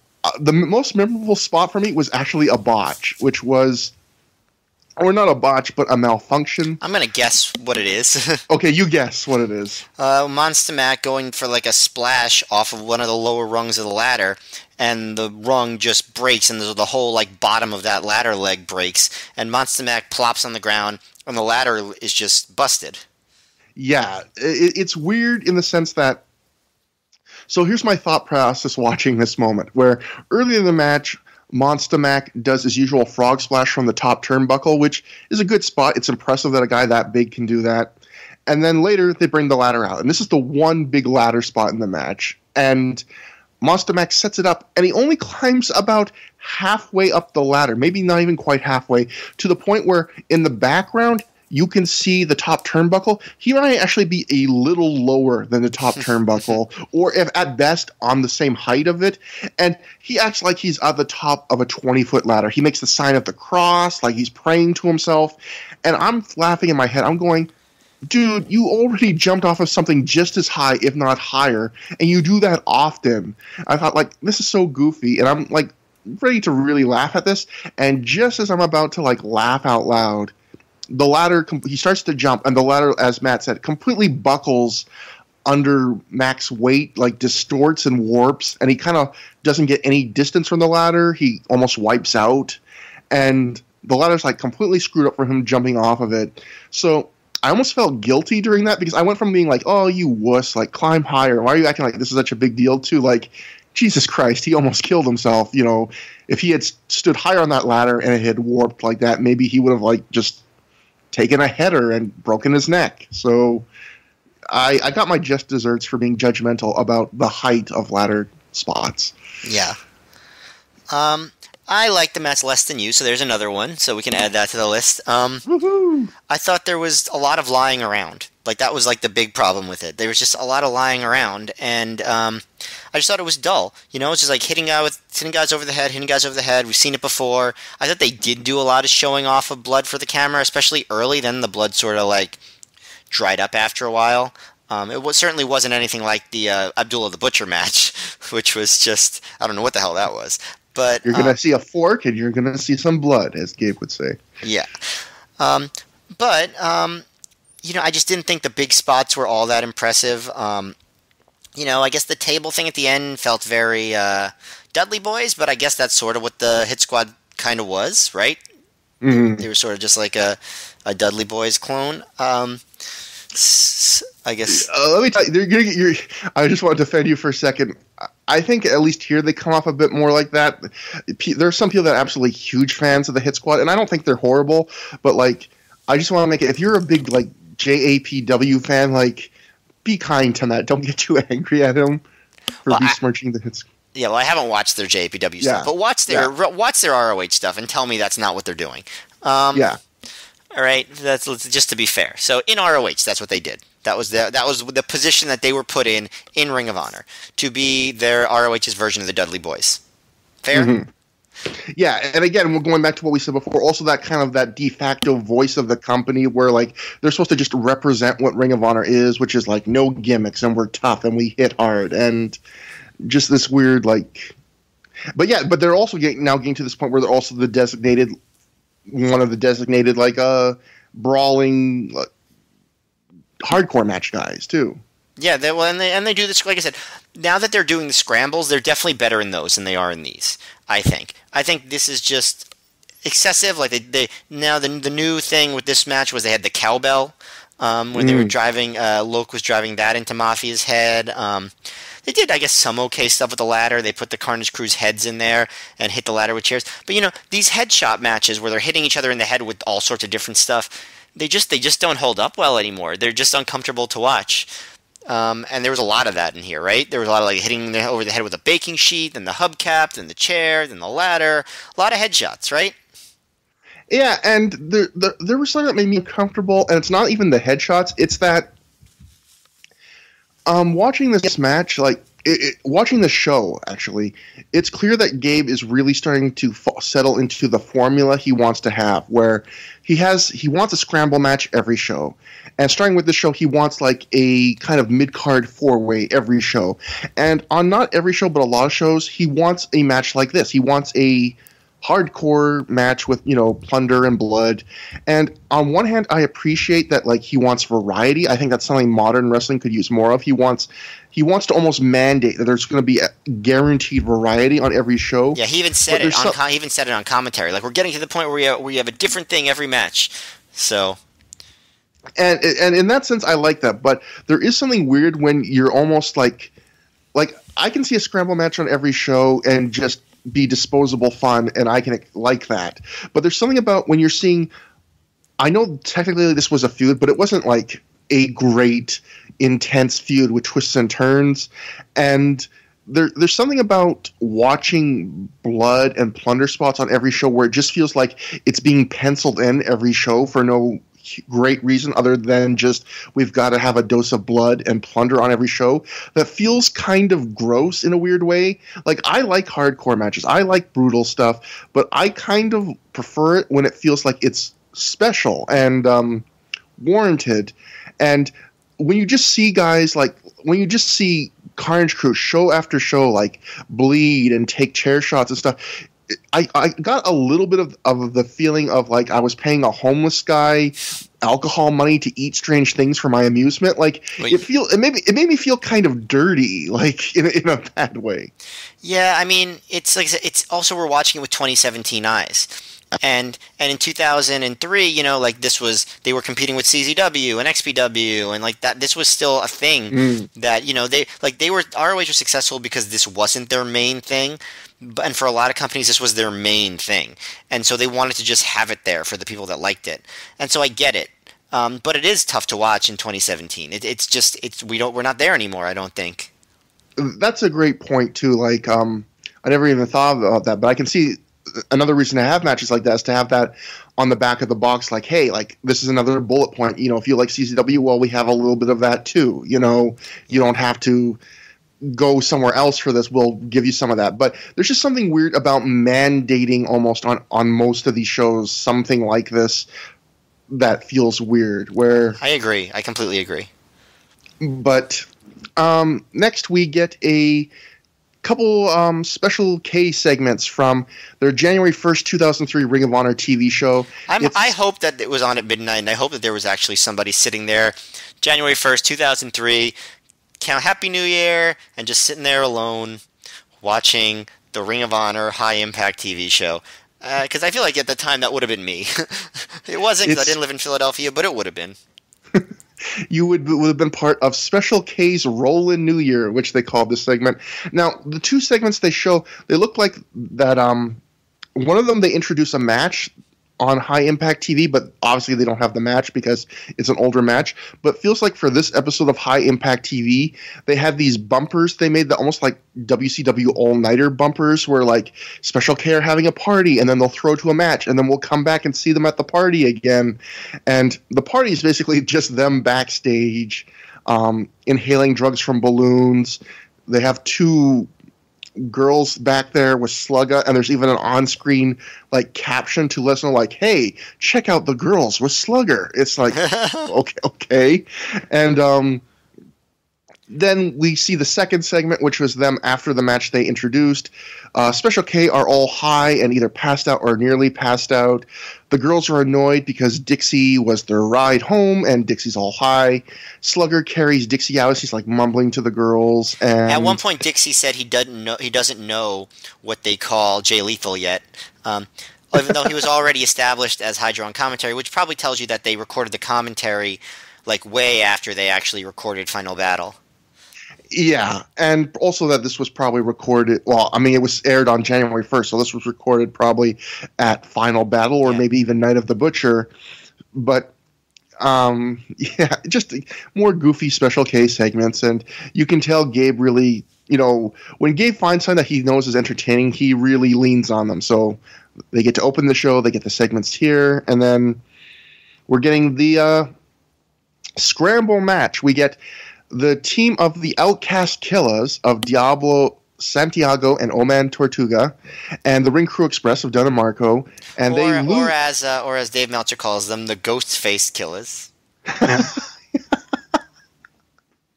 Oh god, I forgot that. Yeah, and they're losing. They take on and lose to the Special K of Angel Dust, Deranged, Hydro, and Yayo. I didn't even remember that Yayo ever actually wrestled. He was always there in the corner. I believe this is Yayo's official Ring of Honor debut in the ring. Yeah. And then they're escorted to the ring by Lit, who I think this is the first time he's ever showed up, and Slugger, who eventually gets involved in the match. I don't know if he's officially part of it. Anyway, Special K went in 7 minutes, 10 seconds, when all of the Special K pin Marcos after Slugger hits Marcos with a move called the body bag, kind of like this fall away, almost like Ace Crusher, but he's not really grabbing the head. Matt what do you think about the 7-minute, 10-second weird it's like a scramble, scramble, a scramble squash? Yeah. I didn't think it was good, but I actually found it the most entertaining of like that previous 3-match segment of like all the mid-card scramble guys. I thought, a part of it is just I think Special K is a very entertaining gimmick with a lot more personality than any of the guys in the previous couple matches. Mainly Deranged, I guess. And Dunn and Marcos too. And there were a couple of highlights where Marcos actually got to show some cool moves, and the crowd really loved that. That he actually did some cool stuff, or it was actually Dunn that did more of the cool moves, right? Which is the taller one? Dunn, right? Dunn. And Dunn, yeah, I think the big move I remember is he does like a tilt-a-whirl into a gory bomb that the crowd just like absolutely loves. Yeah, because really up until now, the Ring Crew Express were only getting squashed.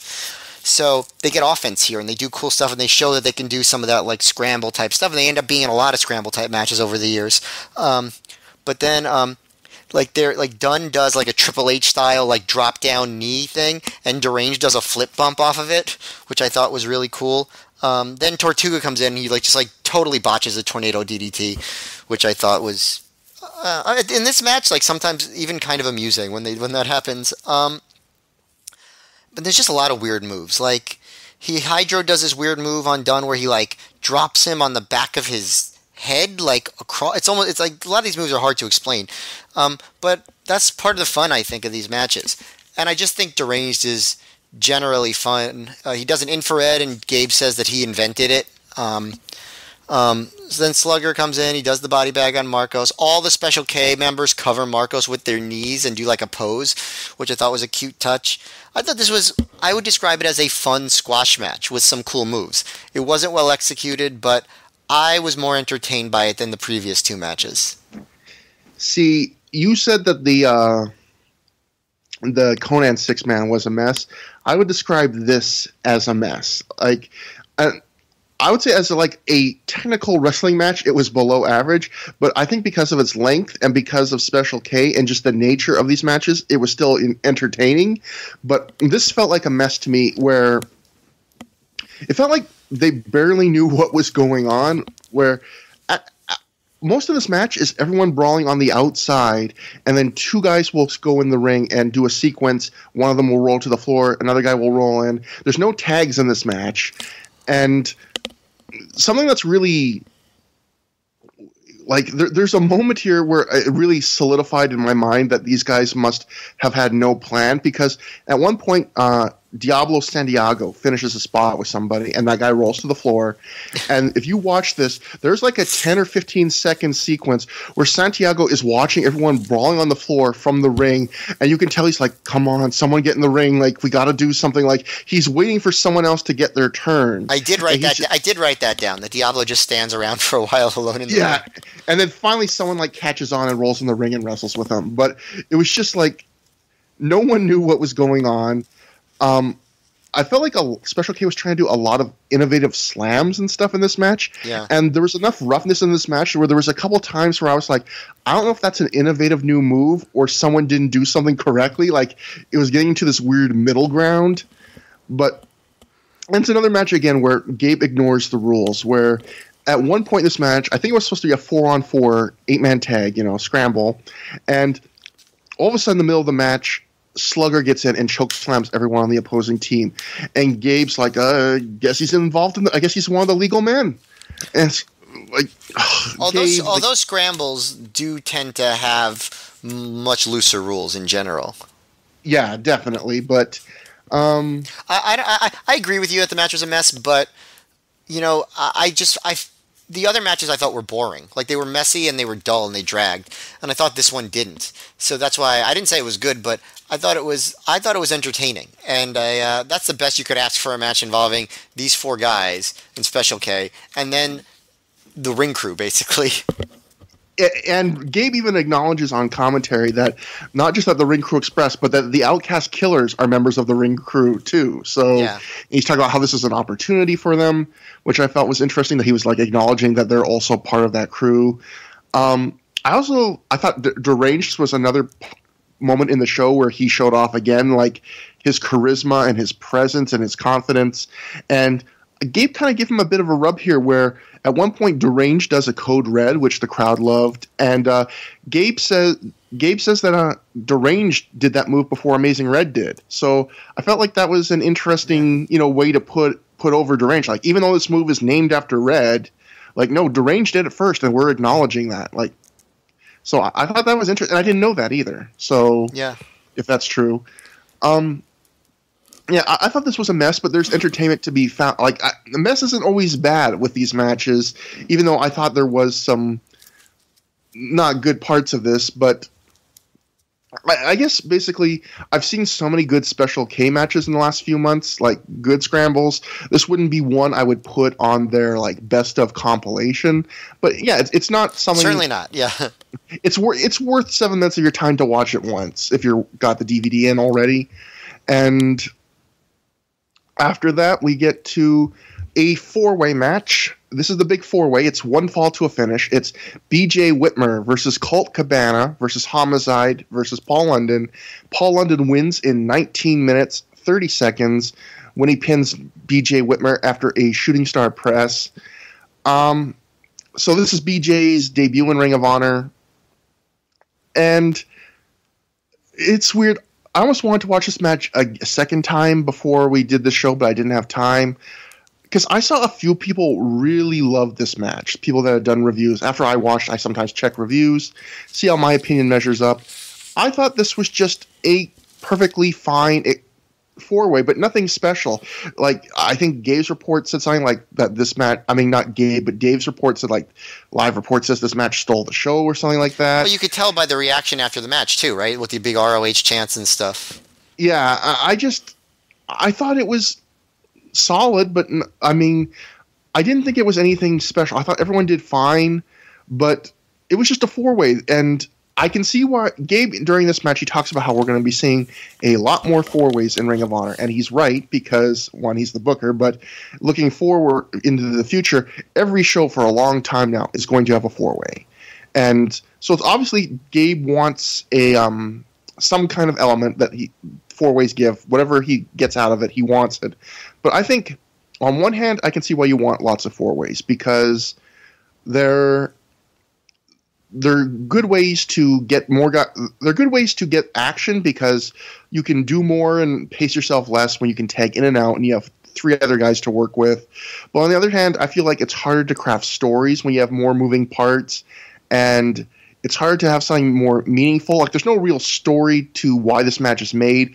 Obviously, part of that might be because, well, no, actually, I'm not gonna. I was gonna let them off the hook and say, well, because Bobby Roode was supposed to be in this match. But I don't think there'd be any more story in this match if Bobby Roode was making his debut here.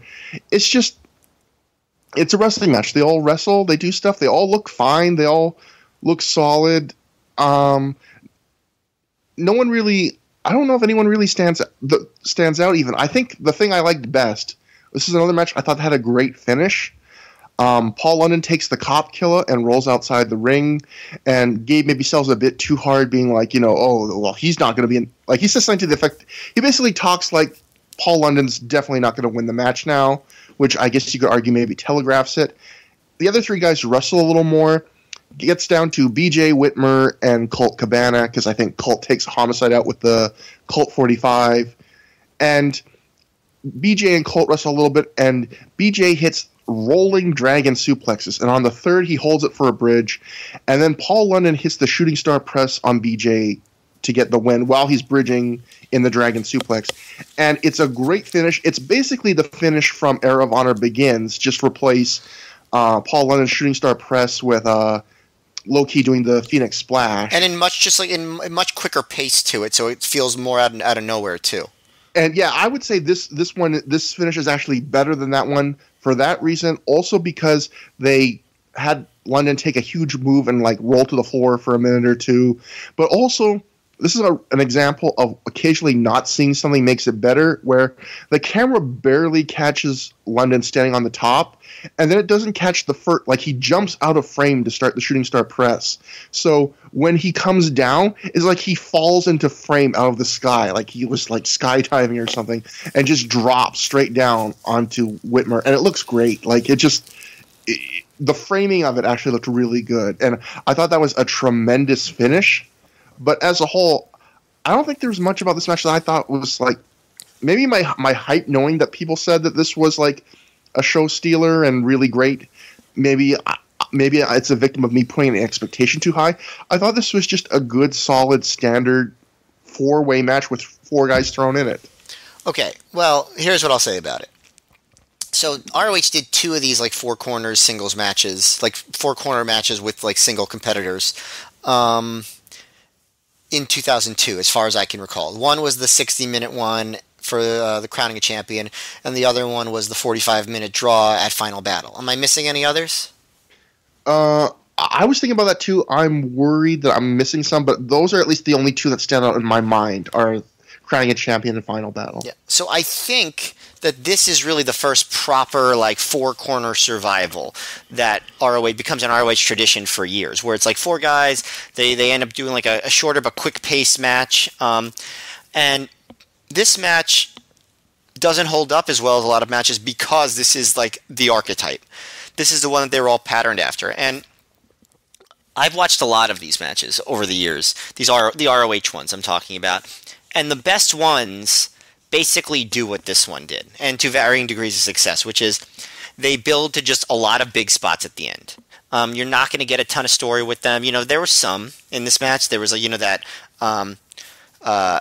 Cabana and Whitmer were teaming up against the double team London and the double team Homicide, so that was sort of like a mini story in there, but there wasn't a lot, and it led to like a lot of these big like finishers, break up the pin, kick out, reversal, another guy comes back, and you'll see it a lot over time, and this match just basically started that, and so I think that it doesn't hold up in the same degree because we've seen it so many times, but at the time it was cool, it was different, and the execution was really good. There was some cool stuff throughout the match. I thought, you said there wasn't really a standout. I still thought London was the standout. He did a cool spot early where like Whitmer had him in a hammerlock. In order to reverse it, London like climbed up Whitmer's thigh. I thought that was really cool. Hit a big belly to belly on Whitmer. And like I said, you said the finish, all that stuff. I thought that Whitmer did look pretty good. He didn't show a ton of personality, which I don't know that he really ever did, but he for what ROH was going for with like the serious like wrestler man indie style, I thought he looked pretty good. He looked a lot like Jason Jett or like Easy Money at this point with the same hairdo, same tights. I guess he wasn't as big, but kind of a similar look to him. This is the first time you really got to see Cabana outside of Punk. And I thought, Cabana looked pretty good. Like I said, he does come off a lot like he can hang a lot better than Punk in terms of like ROH style athleticism. But you don't really get the full Cabana package yet in ROH. One thing that I found interesting was that the announcer said this was the first time any of them had been in the ring with each other, which surprised me that Cabana and Whitmer hadn't been, because wasn't Whitmer an IWA guy at the time also? Or was he not there yet? I don't know if he was there yet. He definitely was an IWA Mid-South guy who would take bookings there. I'm not sure if he was at this point. Okay. But yeah, I noticed that too, because like they had London even say that in that promo earlier in the night that like he said something to the effect of like none of us have been in the ring with each other ever. Yeah. I liked it. I thought it was a good match. I do see why in 2003 this match would have seemed a lot cooler than it does in 2017, whereas some matches, some of the more just like story-based matches just hold up just as well, and this one definitely doesn't. But I thought it was a well-done match. I'll say about one cool spot I did forget actually was they do it like you will often see in these multi-man matches. They build to a dive train, and you think, well, in this match, a dive train is going to either end with Homicide doing his tope con hilo, because it's like one of the best tope con hilos in wrestling history, or Paul London doing something crazy. And they both go first, and I go, wait. And then you realize like they cut Colt off a couple times earlier, and that he's going to get to do the final dive. And I thought, like, really, in a match with Homicide and Paul London, you're going to save the biggest dive for Colt Cabana? But then, like, he basically does like a springboard off the ropes and does like a 180-degree rotation, like forward senton flip. And I thought that was actually really, really cool. And I was like, I'm sorry, Colt. Like, I was wrong to have doubted you. Like, that was a very cool way to end that sequence of moves. And a reminder that, again, like you were saying, he's a good athlete in the way that in the way that Punk isn't. You know, he does have an athletic background, and he can do stuff like that. Yeah, I also liked in that dive sequence the way that Homicide did his tope, where it was like he was whipped into the ropes and then like did it out of nowhere. And I always think the coolest dives are the ones you don't see coming, and usually they're very telegraphed. But I love that. Yeah, it was a fun sequence of dives, and again, I didn't hate this. I think you made an excellent point about this being the archetype. I don't know why Gabe wanted four-ways, because like he already has the scramble to give him this kind of match, but yet he's going to have a four-way now on every show. And I guess as a booker, again, it's nice that you can book matches and not burn singles matches with four-ways, but I don't see what it accomplishes, these four-ways, that other than that scrambles don't, especially where, like, I guess you would say the difference between four-ways and scrambles is that in a scramble, the rule is if a guy rolls to the floor, someone can come in without a tag. Well, in this match, about three-quarters of the way through, everyone just starts ignoring tags, like you often would in a multi-man match. So at that point, there's really no difference between this and a scramble match. It's guys coming in, doing spots, rolling out of the ring, someone else comes in, does some spots. Well, I think the big difference is the scramble matches are for tag teams and the four corner survivals are for singles matches, for singles wrestlers. I think that's the main difference. And I will say that if you watch throughout 2003, they often are the match that gets the crowd going more than the other matches. I will just say that, and like there is something to be said for that. Yeah, like I think Gabe is smart that he's making sure there's like popcorn matches, but not like the go to get popcorn. But I just meant in the sense of like just like delicious popcorn, like. It's light, it's not substantial, but you enjoy it while it's there. And he's mandating that there will be those on every show by having a scramble every show, by having a four-way every show. It's like he wants that element to break up like the serious story-based matches and the more serious tape-selling singles matches, and he's going to out of his way to make sure they're on every show. Like Gabe says in the commentary for this match, you're going to see the four-ways a lot more. Yeah. And so he already had in his mind at this early stage, like, no, I'm going to do this all the time. Yeah, and say what you will about, like, you know, these, like, slots, but these shows are better from top to bottom, like, now that he's gotten to that point. You know, like, it's not like, there's still a lot of mediocre stuff and average stuff. Or maybe not mediocre, but there's a lot of average stuff on the shows.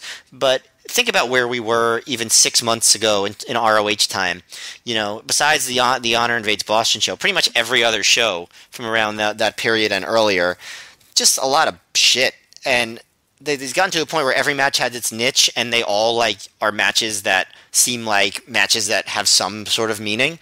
And these shows are they're clearly much better than the earlier shows, like on average. Yeah, and watching the show, I think comparing it to the first 2 to 4 Ring of Honor shows that they ever did that we watched, you watch those and there's just so many segments and so many different things, and it feels like Gabe's trying to figure out what he wants, and he's just throwing a million ideas at the wall. And when you watch a show like this, even if a lot of stuff I found was average, it's like in terms of format, like it feels like a guy who knows what he wants the shows to be now. Like he's figured out what the picture in his head of what Ring of Honor should be, and if it's going to get better as a company, but he already kind of now has. I feel like he has the format locked into his head now. Yeah, I would agree with that.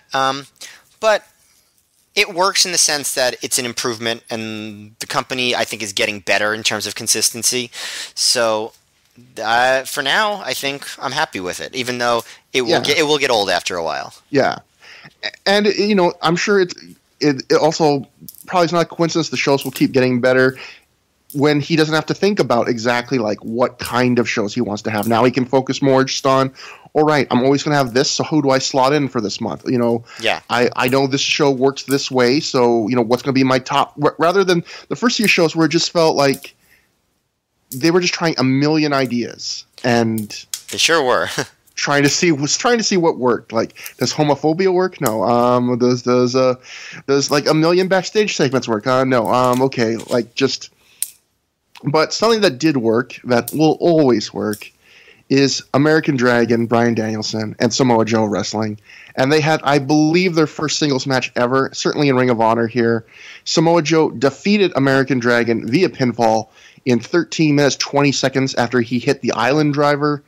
Matt, what did you think about Samoa Joe versus our friend and future podcast guest, Bryan Danielson? I really enjoyed it. It wasn't like a match of the year or anything, but the crowd clearly sees these two guys as stars, which they were. I think they both carried themselves as stars already. As I said before, I was really surprised actually by how quickly Samoa Joe established himself as like a real like star presence on the show. But he's definitely there. Obviously, Danielson's there. They start off with, they just have chemistry. They start off with, a pretty intense like stare as soon as Dragon gets in the ring. They're doing like Indian deathlocks and hard chops by Joe, big clotheslines by Joe.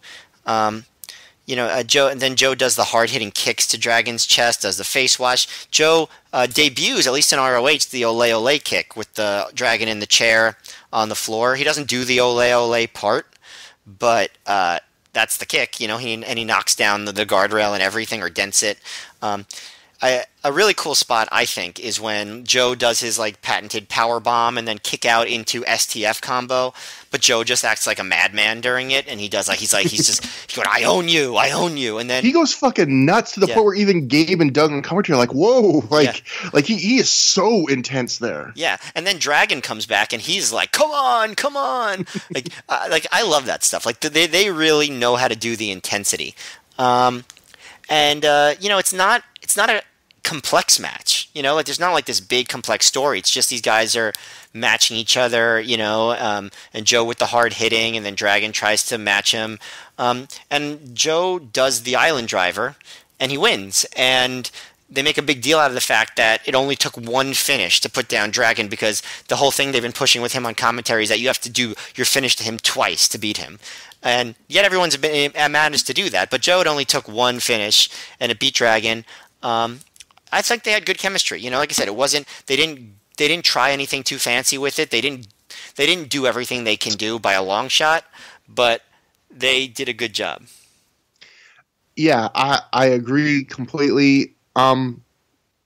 This felt like it felt like the first match these two had, but I don't mean that in a bad way, but I feel like they clearly, as you said, had great chemistry, but like they left a lot on the table. They weren't trying to just like have the best match they could ever have, like, oh my god, 25-minute epic match of the year. But it was a really good match, and it's the kind of match where you watch it and you're completely satisfied, but you're like, man, I can't wait to see them wrestle again, because I bet you they can go like another level higher. And you just get excited for it.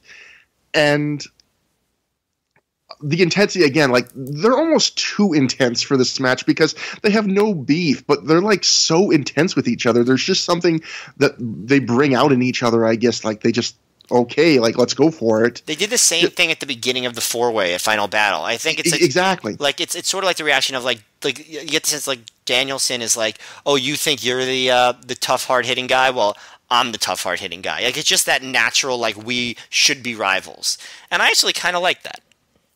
And I'm so glad you mentioned the first appearance of the Ole kick, because I have such bad memory that I was like racking my brain, scared that like I was going to be wrong if I said that this was the first Ole kick. But now that you have also said it, I have the comfort that I won't be alone in expressing this opinion that this was probably the first Ole kick in Ring of Honor. Definitely, like you said, definitely the first one in Ring of Honor. He doesn't say Ole, and he only does like a half. He doesn't run the whole distance, but he does like a half aisle run. And he doesn't do the second kick, which became part of the shtick also. Yeah, but again, it's interesting to see another piece that Joe's. The muscle buster isn't there yet. The choke isn't like over yet. I think we're a while away from the muscle buster. Like I know when it comes, but we're a little bit away from it.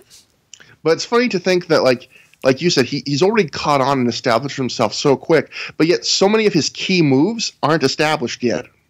And yet he's still super over, having very good matches, even though his whole kind of a package isn't completely fully formed yet.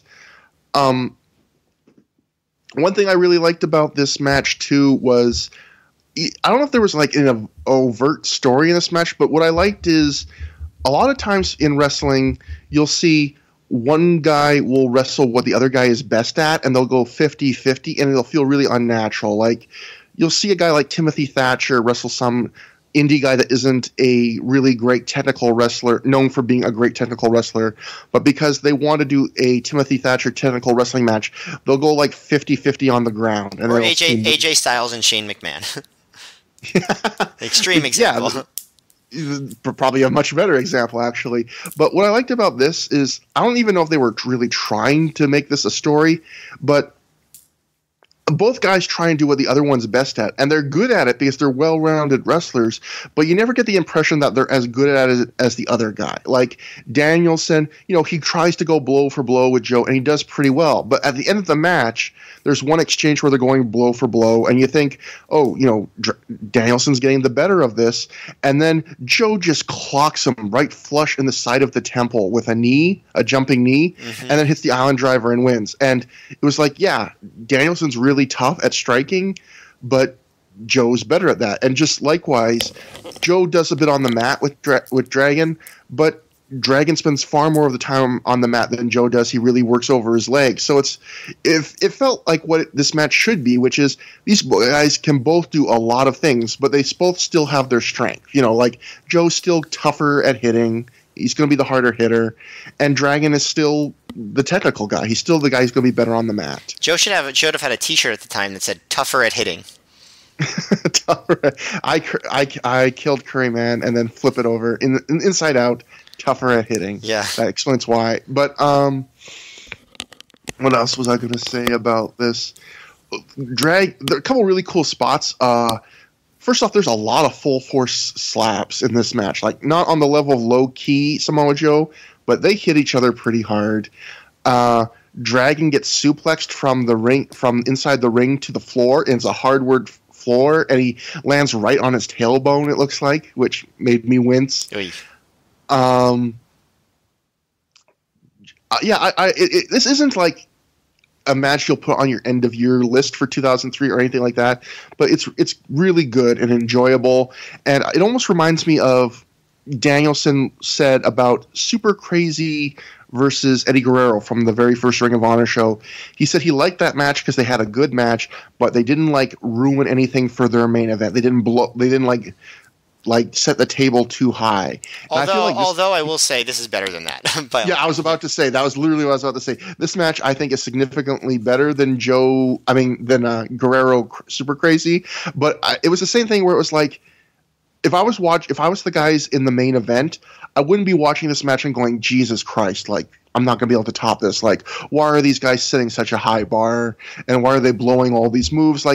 They were able to give you a really, really good match without burning out the crowd, I feel like. And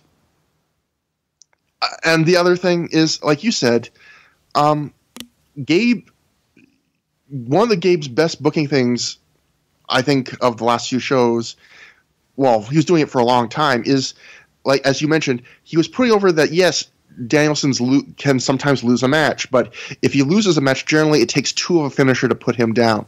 And in a way, him mentioning it over and over, he's building this currency, and it's interesting knowing that Joe's going to become champion in a few shows, that he chooses to spend all that currency on Joe. Joe's the guy who gets to do the one finisher and win. One Island Driver, it's immediately over. And I just feel like that's a really interesting thing Gabe came up with, which is it's a way to make a win mean something, even though it's not like a Goldberg guy who's on this streak where it's like, oh, Dragon's never lost, and the first guy that beats him is going to get this huge, significance. It's like, no, Dragon loses, but he doesn't lose this way to people. Right. And he does to Joe. And I thought that's a really good way of creating something that gives the guy a boost. And I make fun of Gabe for when I feel like he's doing something goofy or wrong. Like, this is something really smart Gabe did that he deserves full credit for. Yeah, you could see he's coming into his own as a booker. And, yeah. And that's one example of it. There's little things like that. Yeah, and good match, and we'll get to see them wrestle again on the next show. Let me just see. And then we go to a backstage segment. Oh my god, this segment. Low Ki and AJ Styles are backstage. Low Ki, AJ Styles, and their hats. And they are wearing like toques, as we would call them in Canada, or beanies. And they are pulled down nearly over their eyes. And they look like the two biggest fucking goofs in the entire planet of Earth. Don't you know that was like the cool look in 2003? Was it? No. I have another reason I was not cool in 2003 than that, because I was not doing this. Yeah. So Low Ki cuts this whole promo, and now imagine while Low Ki cuts a serious Low Ki promo, AJ Styles does not say a word during this segment, and he is chomping away on what looks like a big wad of gum the entire time while Ki cuts the promo. At the end of the promo I'm about to describe, Ki turns to AJ Styles, and AJ Styles literally just shrugs at him. He literally shrugs, and that's how the segment ends. Where he's like, I don't know. Like, what? Like, he just cut a serious promo. Why are you shrugging? But, so Ki just cuts his usual serious, low-key promo, where he goes over what he said on the last show, which is he has 3 goals for 2003 Ring of Honor, which is to regain the ROH title, destroy the Prophecy, get revenge, and hurt Xavier. He says he'll accomplish one of those goals tonight. He does have one good line where he says that he had given his soul for the Ring of Honor title while Xavier sold his for it. I thought that wasn't a bad line. No. But usual low-key promo, but just you have to see this segment. The fucking beanies pulled down, the gum chewing, the shrug. It just so goofy. They're a couple of cool guys. Although I will say in the actual match, Low Ki had some hair and a little bit of peach fuzz on his chin, and he actually looks more like 2004, 2005, like Rottweiler's gangster Low Ki. And I actually have to think that's a little bit of a cooler look for him, I think, than just like bald WrestleMan. It was funny too because he's also wearing full like pants for the first time. Well, instead of like the baggy ones, right? Like he's wearing yeah. And Gabe makes a note of like, you might notice, Low Ki's wearing something different. It's because this is, a no holds barred match. And I thought that was funny that Gabe went out of his way to explain that when years and years later, Low Ki would like anger wrestling promotions like New Japan for insisting on wrestling full matches in a full suit, like that Hitman style, like suit and tie and gloves. It's funny that like at this point in the simpler times of 2003, Gabe's like, whoa, I know, we know Low Ki's pants are a little bit different. Let me explain. Where like in the future, it's like Low Ki's just like, no, I'm going to wear a goddamn tuxedo for this match. But yeah, that brings us to the main event, and that is the no holds barred match. AJ Styles and Low Ki defeat the Prophecy. They get, quote, revenge on the Prophecy. And the Prophecy tonight is Christopher Daniels and Xavier, escorted to the ring by Allison Danger, starting her friendship with Pleather in this match. And I'm going to say, every time that there's a match like this, I'm going to say, this was the titular match on the card. Gotta keep remembering that just and next time there is a titular match. And I know when there is one, so... I know when there's one coming up pretty soon, so. And that was the first year anniversary. Oh, I did this wrong. Shit. So, yeah, this match, AJ and Low Ki won in 28 minutes, 40 seconds when Ki made Xavier submit to what I would guess would be a dragon clutch in the ropes. Gabe calls it the tarantula, but basically very similar.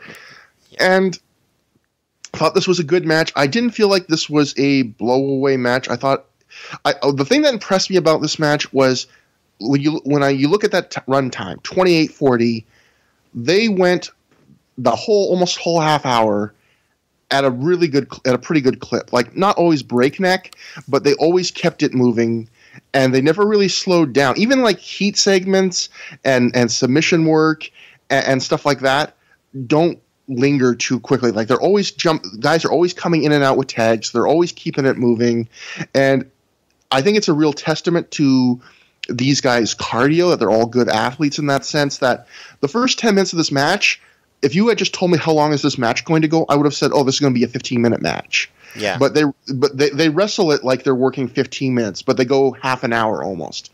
So full points to all those guys, first off, for like just great cardio, great effort working at that pace.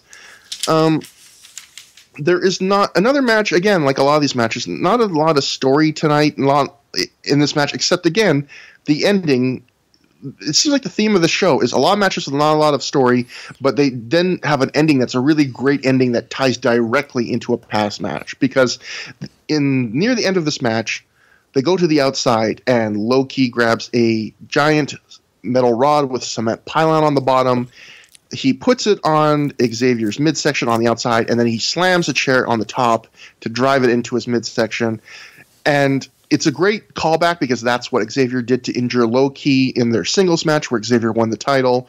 And then when Low-Ki wins shortly after with a submission with the dragon clutch in the ropes, that's working over the ribs. So it's a great finish, and it's a great move that plays into the finish, and it plays into the history. There isn't a lot of like real in-depth stuff other than that. But this is a match where I thought everyone looked pretty good. I thought AJ looked really good. Poor AJ gets his nose busted open. I think AJ's gotten busted open hard way at least 2 or 3 times already in Ring of Honor.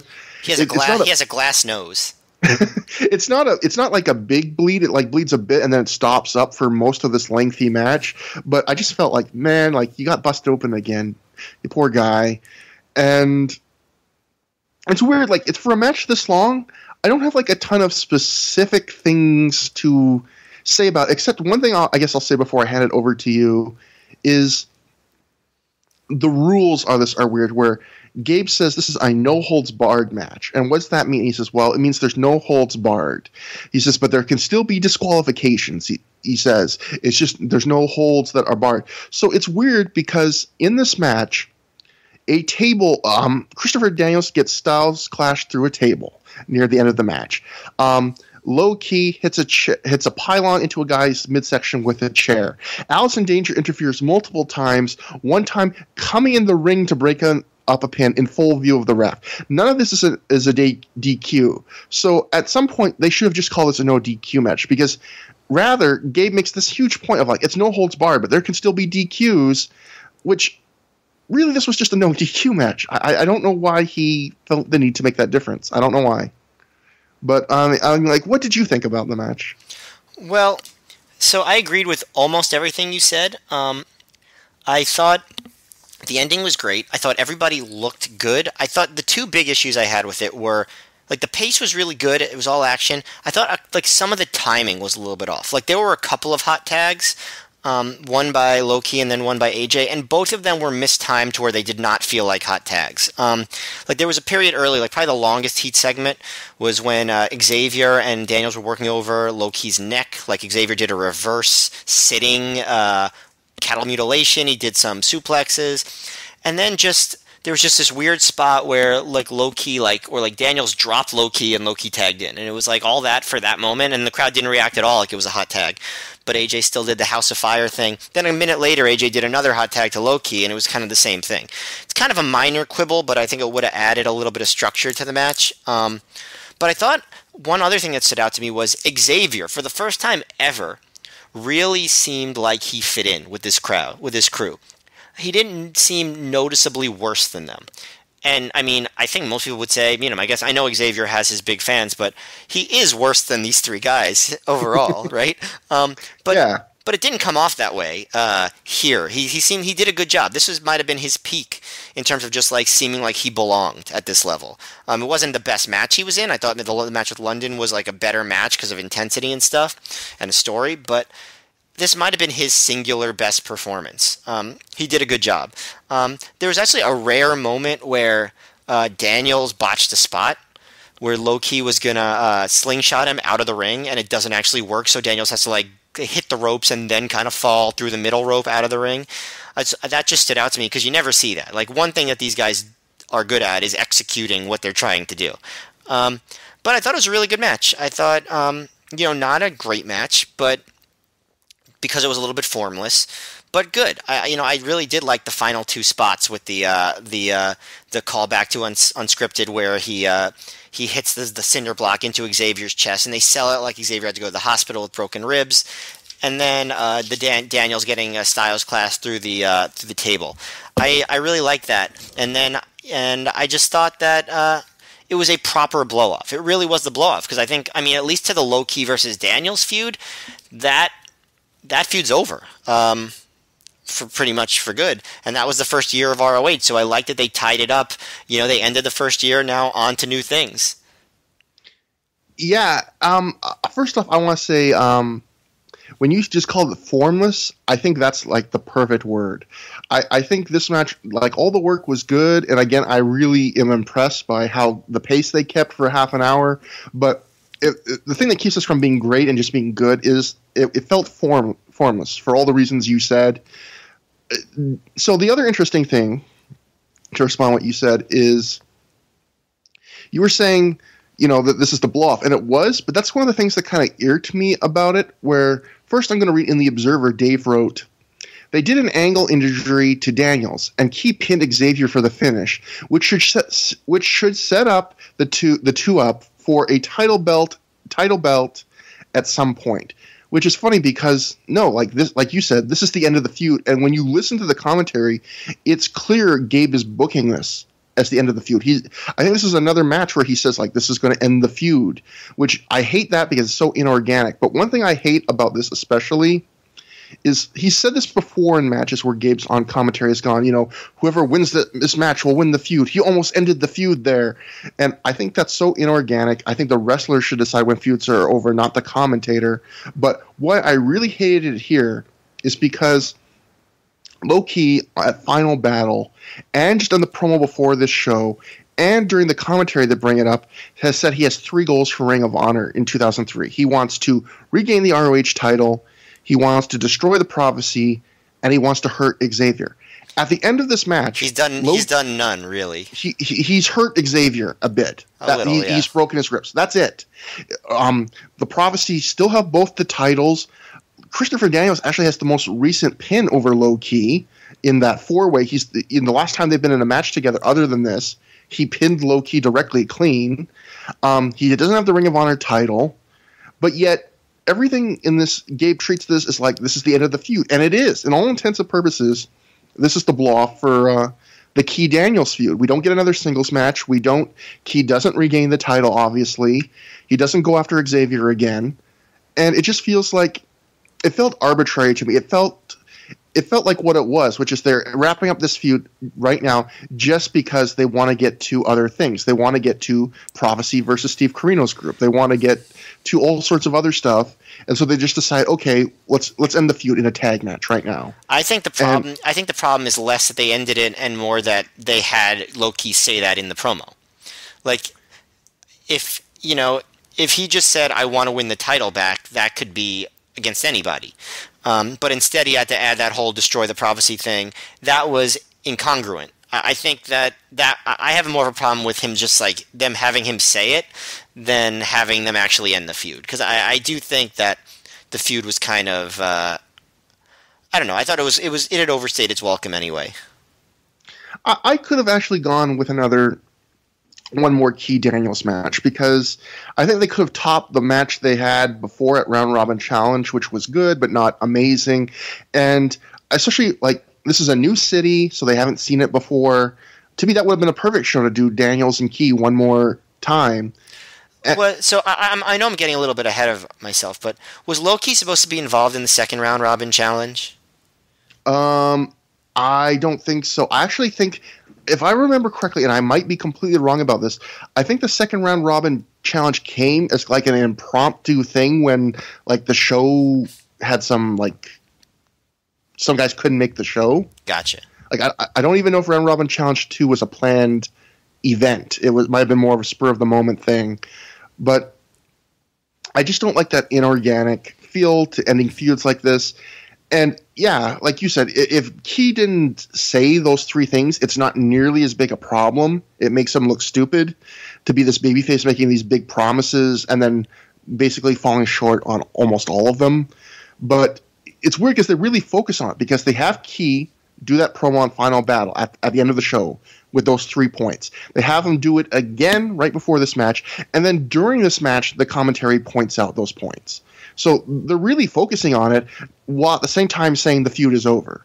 It was almost like, remind me a bit of when Lex Luger beat Yokozuna. This is such a weird comparison, but when Lex Luger beat Yokozuna at SummerSlam 93, where like they tell you, if Lex Luger doesn't win the title here, he's never winning he's never getting another title shot.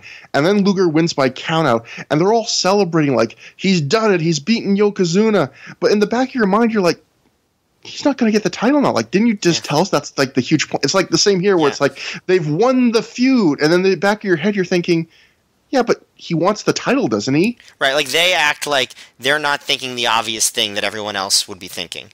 Yeah, I get what you're saying. I will say it could be, you know, 'cause there's not, like, you know, we talked about this. There's not a lot of backstage dirt about ROH. And you know, it's like any company, wrestling or otherwise, is going to have some backstage dirt, right? So obviously Gabe's not going to tell Dave this, and Dave's not going to report it, and he never does really. But could it be that they're already sort of getting tired of Loki's bullshit, and that's why they're kind of like phasing him down? Because it does seem like they're clearly intentionally phasing him down. And I think that's a good point. I think you might be right on with that. And also, Key is getting a full card, you know, between TNA and Japan, and, you know, he's always an in-demand guy on the indies, and it might just be... And yeah, Key has that reputation of being difficult to deal with sometimes. Like, maybe they're just going, we don't want to put all our eggs in the low-key basket right now. Right, they seem to put them more in the Paul London basket starting right about now.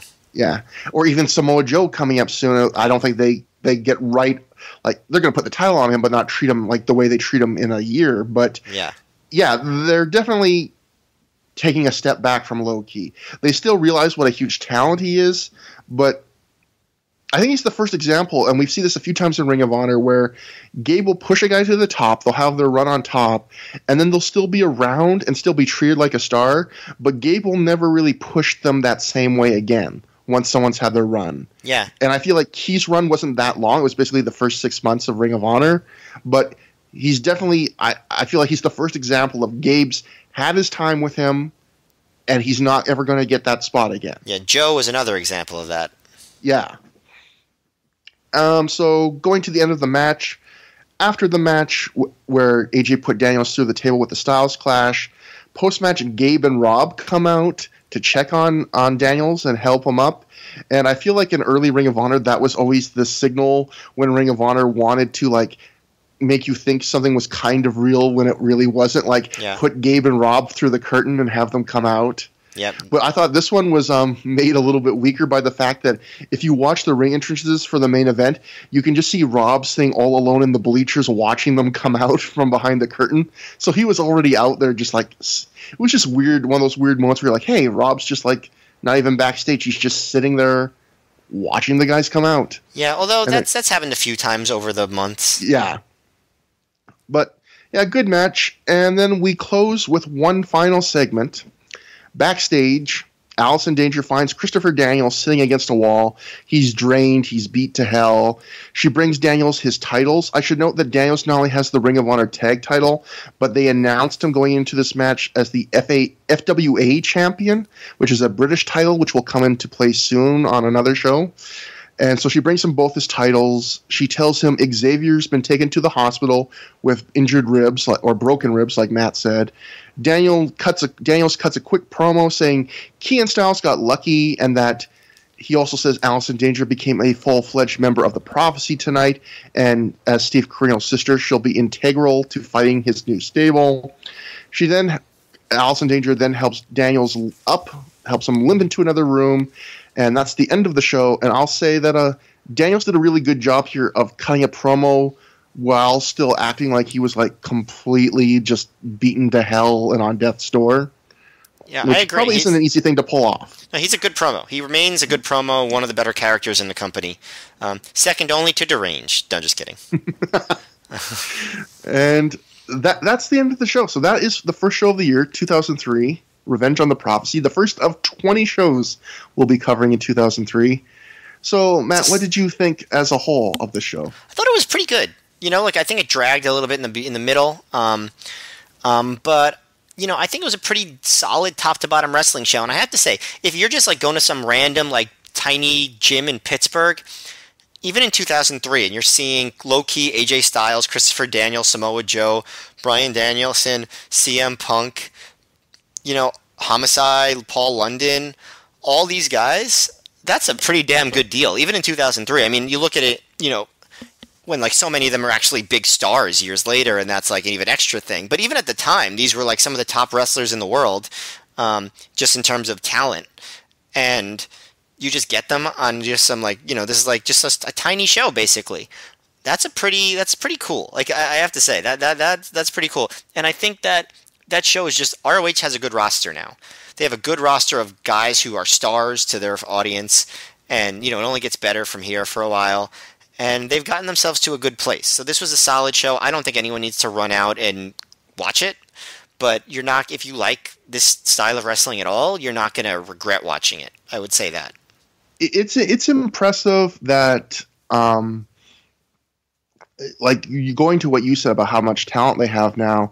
Think about, they were originally supposed to have Doug Williams on this show. They were originally supposed to have Amazing Red on this show. They were originally supposed to have Jay Briscoe on this show. And they were originally supposed to have Bobby Roode on this show even in 2003. So even with all that, they still had all that talent. Yeah. So I thought this was I said so many things were average on the show. I thought this was perfectly average. It was a very watchable show. It did feel like for the first time, I think this is the first show I ever watched where it felt like the B show, where they had the talent, but in terms of the importance of things, even with the blow off of the Prophecy feud and Low Key feud, it felt like they're saving their good stuff for the next show. And well, I would say part of that is that the next show is the first like full-on like big show ROH has ever done, where like this is a show that is clearly bigger than the other shows. Yeah, this is we're getting to a point where this is the first time where I feel like rather than just we're running in almost exclusively in Philly and every show is going to top the next, it's like, no, we've got bigger shows and more medium shows, and sometimes the medium show is going to have to take a half step back so we can really load up like the huge show that we've got coming. I will say, I don't think that the effort of the wrestlers lacked on this show. No, they all worked hard. Yeah, the booking didn't like push forward the way it normally does, but the wrestlers I think all tried their best to have the best match they could, and that's I think what made ROH special at the time. So nothing you would go out of your way to see, like Matt said. The closest I think is Dragon Joe, especially the fun curiosity of them wrestling for the first time. But again, if you watch this show, like Matt said, exactly, you're not going to not. It's not going to be. There's nothing on the show I absolutely said, ugh, I don't want to watch this. Like, everything was enjoyable, and Gabe is, the show is starting to feel more fully formed from top to bottom. Yeah, there's not much else to say. It's a low key wink wink way to enter 2003, and then next time we will be covering the first year anniversary show, or the 1 year anniversary show for Ring of Honor, and that is a show that is loaded. First time ever in New York. We've got Jay versus Mark Briscoe again. We've got some Homicide versus Steve Corino for the first time in Ring of Honor. We've got Bryan Danielson versus Samoa Joe again. We've got Low Key versus Paul London versus AJ Styles in a three-way, with the winner getting a title shot against Xavier in the same night. We've got the biggest scramble ever, quote unquote. So just a ton of stuff loaded up on the next show. It is also the first ever 4-hour Ring of Honor home release, so God in heaven help us how we're going to get through that. But we will be back quicker this time. Yeah, and unless that scramble match kills us, yeah. And then we'll never be back. So don't worry about it. Yeah. Then we love you guys. It was great having you. Yeah. If you want to contact us, it's throughtheyears@gmail.com. Through is spelled THROH. If you want to get us on Twitter, Matt is at MayorMGH. MGF. Oh, MGF. Your name is not Hewerstein. Really, my name is Matt. Really cool house parties. You are on fire today. Oh, the time off has done you good, because like you're already funny. Now you're like double funny. See, the time off has done me bad. The time off has done me bad and done you good. Too kind. I'm on Twitter. If you want to see how bad I've gotten at talking, at Trevor Dame, M as in mother in Dame, on Twitter. And we check the forums at Pro Wrestling Only's plug section, Figure 4, Voices of Wrestling. Now I have to check to see if Taylor Dane has a Twitter. And Dane Cook obviously ruined my last name, because when I was young, Trevor Dame all the time. Now it's always, are you Trevor Dane? It's like, no, you just heard Dane Cook, didn't you? But now, with that great way to end the show, that aside, Matt, do you have anything else to say? At TaylorDayne, you can purchase tickets to her Tell It to My Heart tour, which is an odd name to name her tour now, since that song came out almost 30 years ago, but hey. Until next time. Tig Notaro has a great Taylor Dane bit. I'm sure many of you have heard it. Until next time. Oh, wait, one last thing. Okay. I just remembered that the Catch Point, their theme music in Evolve for a while was an instrumental version of Tell It to My Heart. It was. Oh, how do you know so much about Taylor Dane? Oh man, I was at a trivia night a couple of years ago, and there was a whole round on Bette Midler that I crushed. Oh, and that was startling even to me, I have to say. She was in Beaches, right? She was in Beaches. She was also also the star of The Rose.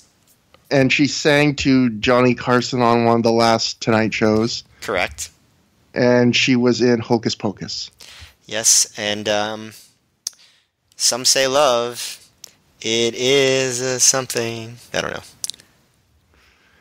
All right, just tell it to their hearts, Trevor. Okay, until next time, watch as much Bette Midler as you can. Tell us how it compares to Revenge on the Prophecy. Have a great time. Have a fun winter. Stay safe, and we'll see you next time.